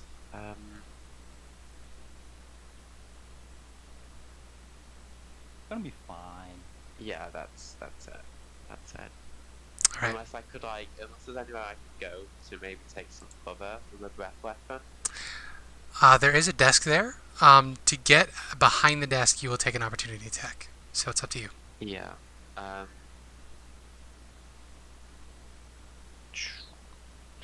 It's probably. You know what? Although, you could... I say that, but you are at a window with, like, a bottom. Yeah. So you could just hunker down under the window. Yeah, if I could get like half cover or something. Yeah, I'd say you'd be in half cover there. Okay, that's fine. That's fine. Thank you. Okay. That's the end of my turn. Brings us to Ez. One question. Where's the Emil's character sheet? Oh, I'm sorry. It's in the monster, the named NPC's token. I'll drag it up to the Okay. player characters. No, the token is there, but the thingy is not. If you shift double click, it'll open up the character sheet. Yeah? It doesn't. It did not. What? It Yeah. did not give us Oh. probably to see it. There we go. I mean, I can like There you go. think. Now you can see it. But, okay, fine. So, He's in the player characters now. yeah. He needs to roll initiative. Oh, And he the didn't way roll we handle initiative this yet. for I'm Ireena was sorry. that they just moved on your turn because it's a lot easier. That's right. Yes. We're using what I remember about sidekick rules. Oh, okay. Gotcha. So the dragon is just at the window, right? Yes, he is clutched to the side of the tower. His face is hovering just on the outside, looking in. Yeah. Well, let's do some fun stuff. Some flourishes would be very, very much appreciated by them. So once, All right. thrice. So the first and the last one hit. Wadash. All right. All right. Alright, so 2 attacks from both sides. Strike the snout of this creature as it looks at us, and I just say, we better watch out for the breath and try to go here. Okay, opportunity attack. Yep. Gonna swipe at you. That's a 10. It's a crit fail. That brings us to Ileena's turn. Nothing. Okay. So, I will move here. Then, let's do something fun. Let's cast something quite fun. How are you going to do that in an anti-magic field? Yeah. Oh, crap. Get bug! Okay. I cannot do fun stuff. You can do some fun stuff. I can do some fun stuff. I don't have my channel divinity. That's bad. Well, well, I guess I'll just stab. All right. You could just stab. Stab one. Hot damn! That If calls only you for could a smite. I can. It's not. Yes, you can. It's not a spell. True. It's the force of your will, Check. your charisma. Holy I cow. wanted to do a thing to just stop this fight, but I guess the thing just explodes. That's 42 points of damage. Yeah, you do. You stab in and there's a blast of light and the dragon roars in pain and it pulls its face away from the window. That's 14. That explains why you didn't hit with the second one. Or the third one. Or the third one. It is... You hit it hard enough that it will not... Well, I'll use this reaction anyway. It's not going to take an opportunity attack if you try to get away. Oh no, I'll stay there. Just because I have a fun thing that will benefit anyone in the room as long as I stay there. So Fair no enough. good anyone. Good old paladins. I have an aura. I don't think Diana's next. I think that's from an old initiative. Celina's next. It should, yeah, Celina's. So, Celina is going to move to the side to a point where she can feel the magic field not working anymore. You need to be 10 feet away from the tower, yes. Yeah, that should be fine. I'm going to look at the dragon, like, no, and then cast Banishment on it. Alright. So we're looking at a charisma save. DC 16. Well, charisma is something that they're good at. Doesn't mean anything. Yeah, Never mind. to its native plane, which I'm guessing is not Barovia. It doesn't have a native plane. It is a construct. Then it moves to a non-hostile plane. Yes, it poofs back to its realm of rest, where it exists like Pokemon-like. Not to ruin the everything. It stays there after a minute if it's the native plane. No, it's And not if that. it doesn't have a native Barovia- plane, I don't know how it works. Barovia and the planar activities, they kind of do not mesh together. This creature exists in a little pocket dimension attached to the tower. Okay. So it would go back to that dimension, I believe. Unless I'm misremembering some of the rules about how this works.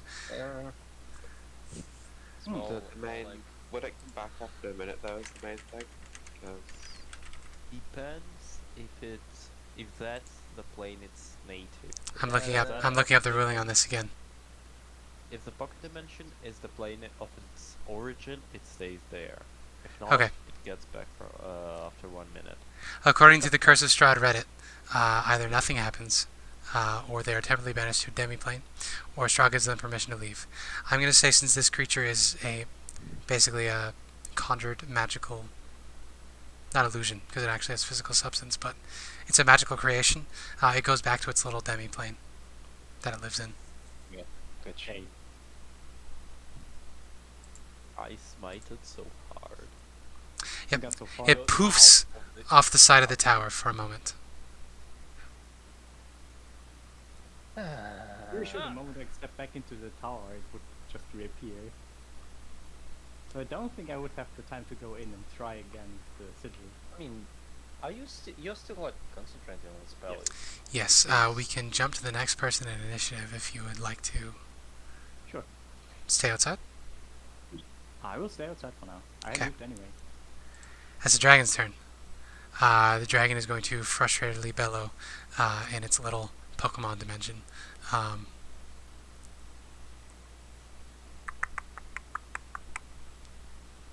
Yes, it I'll bellows take to it itself in the here. Pokemon realm. We jump back to Boulder. Can I be very mean to you? Yes, Can I drop concentration after it would have had its turn? you can certainly drop concentration after you like it to have its turn. This is why you are a wizard. Yeah, Can I I be drop the even more concentration after I feel that the thing tried to hustle with the muscle of my big brain in the pocket dimension, and then it poofs No. back in front of the window with everyone else ready to go at it. Yeah. Also, can I be even more mean? Yeah, go for it. That dragon actually had a charisma save, and it was not 3. Its save is like 7. Why is it only 3? I didn't make this Yeah. stat block. The game is broken. No, not that, because you rolled a charisma check. The dragon has a. Oh, you're save, right. Has proficiency saves. You're right. You still have your. Yeah, it would be +7. +7 would exactly Yeah. manage to make it. Yeah, so Yeah. it's still just its turn. So. So none of that happened. Fortunate. By the way, God, I'm so bad at concentration combat. Does not concentration does not break if you enter anti-magic field. I was going to bring that up when Celina went inside. No, Rory. I mean, she would know that. You can't cast anything new, but you can continue concentrating. Can you reorder the thingy because it's a bit fucked up? Yeah, because Emil is after. Yeah. 5, damn. Boulder, you roll amazingly. I know, right? The dragon. It almost got transported out, but it just looks down and grimaces at you, and it says, "That won't work here." And then it's going to poke its face back into the window. It does not get its lightning breath. Oh, it doesn't start with it? That's weak. It should start with it. Yeah, normally they start with it and then Yeah, they react. Rory will start So what happens when I don't read a stat block ahead of time? Unfortunately. Yeah, let's get dexterity saving throws. It's going to shoot across Ireena, Boulder, and Emil. So guys, That's why I moved. so guys, you get. Oh. Remember about this. You get a +3 to all your to all your saves. What Ex- other Okay, horror? so that's 11 for me. Except for Emil. That is unfortunate. So That's a 9. Emil, I mean, Boulder gets struck So by how lightning. good is the constitution? Dexterity, right? now? Yep. Yeah, fuck. so that's 55 points of lightning damage. Holy moly! 55? You know what funny thing? Celina would survive that. Life is not I need that to do the math. good. Okay, cool. That was almost all of my health Plus, points. like, we were at level 7, right? Yes. Then I am down.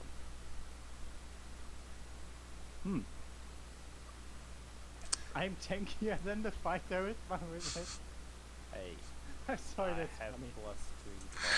+3. It's going to follow this up by doing a claw and a bite on Diana. It's 14. And a 23. Oh, I assume the 23 yeah. hits. Yep, so that's going to be 23 points of damage as it bites at you. I am on 10 HP. Hey. It will then turn down towards you, Celina, seeing that you are there, and it will skitter up to the rooftop, taking opportunity attack from Diana as it tries to hide from your range. Alright. 19. Hit. Nice. 9 damage. Not really well for damage. So it is going to try to. It's going to be in the center of the rooftop, but we'll put it over here for the sake of the map. Emil's turn. So wait, it climbs down or Up. Climbs up to the Oh, rooftop so that Celina doesn't have line of sight anymore. All right. So then our dear boy Emil is going to hulk up. Yeah, it transforms into his Rips out of the pants. fuck shit. Again. Well, it's not like He's gonna be naked, which is better. not a beast form. It's half beast. So Hybrid, still yes. have, like, a torso, so. But they were very tight. Yeah, probably not very comfortable. No. But yeah, and Boulder's distracted. yep. So let's try to climb out of the window. And it's like how far to climb up? It's not very far at all. It's about 5 feet to the rooftop, and then the rooftop itself slopes up another 10 feet or so. So with 40, can he get there? Absolutely. Okay. So, So I'm going to draw real quick a circle for the rooftop. Yep. Circle. we can use the lower level. No need. All right. There's the roof. He is in the middle. There. Hiding from Celina. Mm-hmm. He knows I'm scared. Oh no, why do you move up there? I have a way to attack him, but no, I feel bad about it. Well, that's on you if you kill someone. I'm not gonna be able to. Astora will kill your IRL. For once. She will come over here. Holy cow! Yeah. It's That's nice. still like a Werewolf dragons. So that is 14 points of piercing damage at the dragon as he bites into its like its wings starts like tearing away, still holding it into his maw, and A double crit. Jeez. Nice. Yeah, the magic fingers. minutes. 3 crits in 4 11 rolls. points of claw damage Jeez. as he goes for gash through the leathery wing side. Yeah. Well, that's. I was clicking on the claw. I'm like, well, would it be funny to have another crit? And Yeah. yeah, You do a substantial amount of damage, and this dragon now, yeah. it's not pleasant in Emil's mouth. It's tingly. It's like licking a battery, and he's grimacing the whole time. For our generation, it is batteries. Yes, Yes. 9-volt For battery. younger, it would be probably something alongside Nintendo cartridges or I Yeah. don't know. Boulder's turn. You, Drew. I still looked at batteries as a kid. Yes, of course. I played with one of my best games was to stick ignition things from the cars into my couch and pretend it is like firearms. So from like a castle. I don't know. Like, I get weird childhood. Don't you? It's all good. Boulder's turn. I've just learned that Boulder is immune to lycanthropy because centaurs are fey, not humanoid. Yeah. Dragon is also immune, Ah, because I said so. come on. Because the dragon is not humanoid, obviously. Well, I would Uh, give so- dragons the immutable form feat. Also, yeah. So Boulder is gonna spider horse up the wall. And when he reaches the roof, he will be, by the power of Grayskull, I have the power, and take go into a rage. Heck take yeah. on Beast Claws. Form of the Beast Claws, and will then in rage attack the dragon. Oh wow, Only another one of those. 2 crits. The first one doesn't count, but damn. This That's a dragon crit. is a crit mag. Yeah. Yeah, like Too- that's too like bad all I didn't- green. This is a good precedent bad to I- set for the next fight when you roll all ones. Yeah, too bad I didn't roll, declare reckless, eh? Yeah. Always correct. So the first one is 13 damage, Okay. and the second one Is 11. is 11.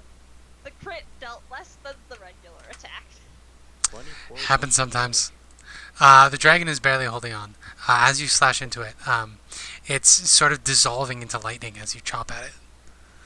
That brings us to... So Boulder says, "Hello, friend beast. I will claw at you with these claws, I guess." Wah!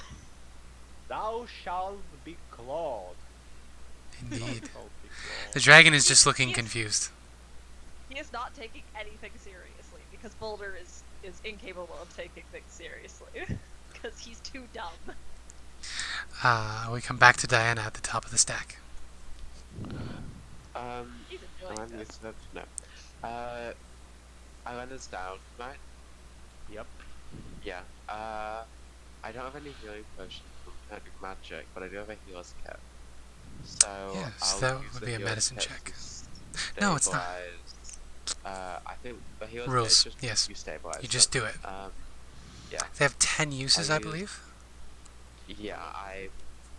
You can either stabilize if it's a dying, or like regen like 1d8 plus something. If That's the healer That's a feat. Yeah. Oh, true. Yeah. So you're stable now. Yeah, it's Uh, basically a mechanical spare, or a mundane spare the dying. Just after vowing not to do any surgery again, Diana was patching Kolyana up.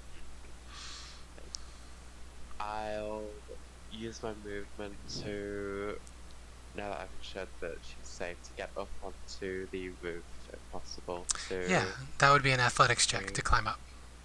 athletics check. Okay. My athletics isn't the best, but 18. Yeah, you managed to get up onto the rooftop, and you see this dragon is dissolving. It's almost transparent with the amount of substances lost. All right. Whereabouts would I be? Like on the edge, or Up to you, yeah. It's your I movement. stand on the edge there? Yeah.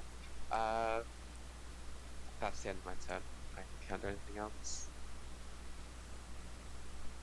Oh yeah, because you took your action to climb up. Action with yours, yeah. Never mind, you did that. Would climbing up be an action, or I wasn't going to say so, okay? which is why I was questioning it. But I forgot about the healer's Yeah. kit. Ezmerelda gets to go. I cannot see the creature, right? No, it is directly above you. Okay. You can hear the fight up above. Mm-hmm.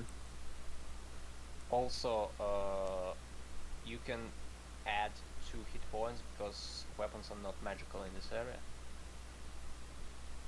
Yes. You're right. Yeah, I've got +1 weapons. Which also means that if it's magical damage, it doesn't do magical damage, so it might have more HP. It doesn't I have any still special do magic- resistances. No. It's specifically anti-magic field says that the items become Yeah. mundane. So that's it. It Yep. doesn't say like for effects and stuff. That's why Paladin can smite. Yeah, I just mean the magical damage that the weapon would do is normal damage, and if it had resistance against non-magical damage, it would have. Well, magic weapons do an additional 2 points of magical damage. Yeah, I know. Yeah, but yeah, They also do magical damage with the basic. Yeah, attack, if it is a resistance, yes, to mundane like attacks, yeah, it would be resisted for others. Yeah. So it is above you. yeah. You can hear the fighting. Yeah, I wanna climb. You know, I wanna climb.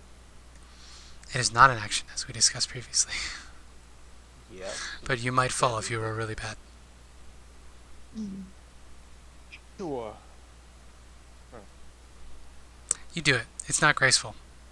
Alright. Well, I mean, yeah, I do have like a mechanical red leg, so probably not used to climb such surfaces. Alrighty. I get here. So like, I can get it, right? It's not... Probably. Okay. Let's try to attack the creature. Last. Yeah, but that's 11. That's 20. And 16. Alright, well, the last two will hit. Okay. Gotcha. 12 and 6. 12 and 6. It is still up, but barely. Gosh darn it. Alrighty, that's my turn. Helena. I am down with 0 HP and I'm stable, so I don't know if I can do anything. You dream I do. of cold sheep. Blue whale. You have to roll a d4 to see how many hours you are asleep. If you would like to do that. 3 hours, 3. which is a lot of rounds. Celina's turn. So, question. Yes. I would enter you do one thing, but I think that I might be able to do another thing. So the dragon is taller than the rest, right? It is. And fireball is a point I can choose where it explodes. It doesn't have to be like a solid point. That's true. So, thinking that the thing is in the center of the roof, could I take like a step back and then have like a tiny calculation how high up the thing would have to explode so it only hits the dragon? I will allow you to apply the Pythagorean theorem. The word for triangles, a squared plus b squared equals c squared. I will allow you to do that with an Arcana check. If you get below, we'll set it at, since you can't actually see the dragon, I'm going to set it fairly high. We'll say, actually, there's a guide for that in the DM screen right in front of me. Do you want to look it up? Because I rolled it on before and I feel like it might be high enough. Oh yeah, that's fine. I was going to say it was going to be I was going to set it at 20 because that's hard. Oh yeah, you mean the list with like easy, Very easy, moderate, hard, very hard, nearly impossible. Like 10, 15, I was going to set it at 20 since you can't actually see them, but at fucking 24, go for it. So, I take a step back. I'm very certain about this, so I fling a fireball up into the air in a way that it explodes in a way that it just covers the head of the dragon. Just outside of the anti-magic field, yeah. You can absolutely do that. This, you filthy casual. 360 no scope. Yeah, look at that. Those That's a save, correct? Oh Yeah. my lord, those are nasty. That was 6 damage. Yeah. 2. That takes it out. So if this was Pathfinder, it would crit fail and take double damage.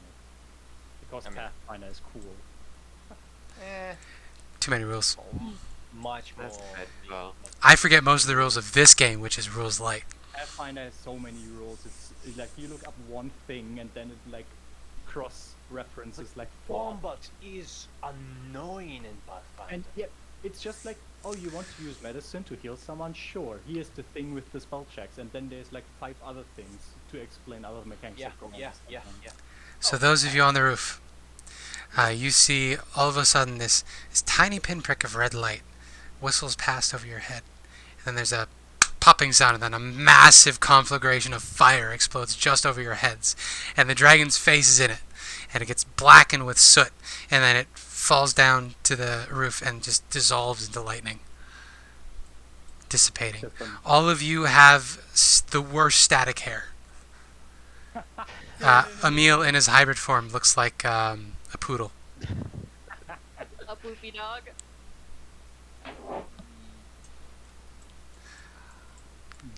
I'm gonna shout up. Sorry for the dragon. Are you all okay? It was you?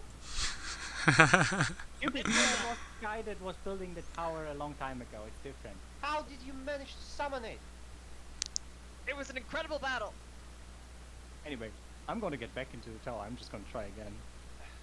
I had fun. There ought to be only one dragon, right? Find out. I'm gonna go back in and take the elevator down. Emil just jumps from the roof.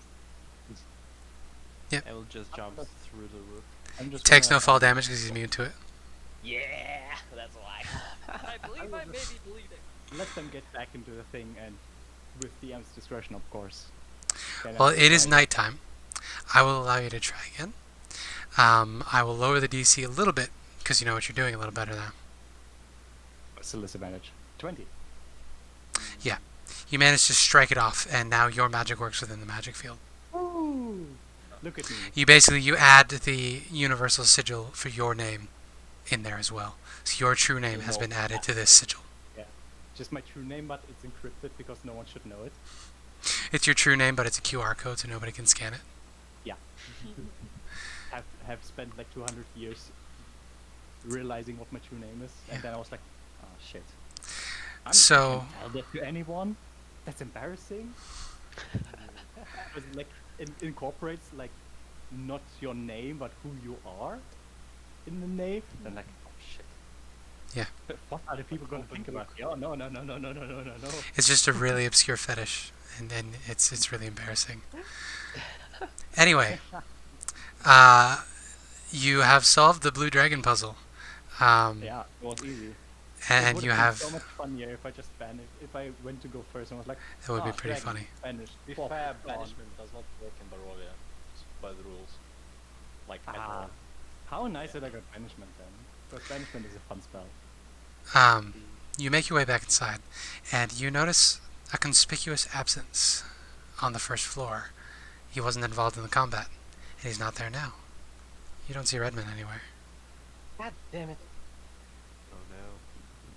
Who? Now, My passive perception is too shitty to realize if he went past me. I will cut back for our final scene. I know we're running late. For our final scene, we'll cut back to Rory and Volk. And Ireena. You're running, Alright. I presume. Yep. Unless you want to stop and have a nice chat with the old crone. Running away from the house. I think we're probably trying to get away. Let's get a group athletics check. Also, question Yes. while I open my character sheet. Athletics. Oh, Yeah, we Lord. get to juggle between two different. So I know I can fly with Volk on my shoulders. Yes. How slow would I be if I tried to pick up Ireena and fly with her in my arms? Half speed. Half speed. Oh, this is so pretty solid. You can just fly up. And you are a rogue, which So means I you could- have the dashing ability, so Yeah, I could regular just pick speed. her up and then like dash 45 feet. I would give you exhaustion when you woke up, though. Yeah, it's fine. Oh, right. I should get Ireena's thing real quick. I don't think she has the skill itself. She has medicine, persuasion, religion, so strength check. Wow. Mm-hmm. I'm guessing this basically means that Ireena is not managing to keep up. Funnily enough. No. So we got a 13, a 14, and a 4. That's Great. pretty low. We have a -1, -1, and a 0. Yeah, I'm guessing something is gonna happen, but if I get the chance, I would pick up Ireena and then just fly away in a way that we are high enough up that the house can reach us. Hoping that we don't get lost in the air amidst all the mist. Okay. With that poor of an athletics showing from all of you, I'm going to say you don't make it very far off the ground before you fall from the weight, and you have to run on foot. Damn. And the house is bearing down on you. And up from the ground are squirming, writhing masses of centipedes and worms and maggots. All of the sweets that were surrounding you on all sides, they've sort of become insects of various kinds. And you can see figures in the trees, large silhouettes with fuzzy exteriors. You catch sights here and there. You would swear they're giant teddy bears. Of course. And they're watching you, and they have a cleaver in one hand and a fork in the other. And they watch as you run past as the house chases you. And eventually you trip and fall, landing face first in the mud. And it's suddenly quiet. Hmm. You look up after a short time, and you see that the mists have mostly passed. You're just in the regular old Spholic wood. Trees to all sides, you are completely lost as far as you can tell. But one thing you do recognize, standing in front of you, is Redmond, with a smile on his face. And he says, "I was so wrong about you. I never should have left your side." And he smiles at you, and you can see that his unhelmeted face is gleaming with pride and sorrow, and he says, "I'm sorry for what I said." And that's where we'll end today's session.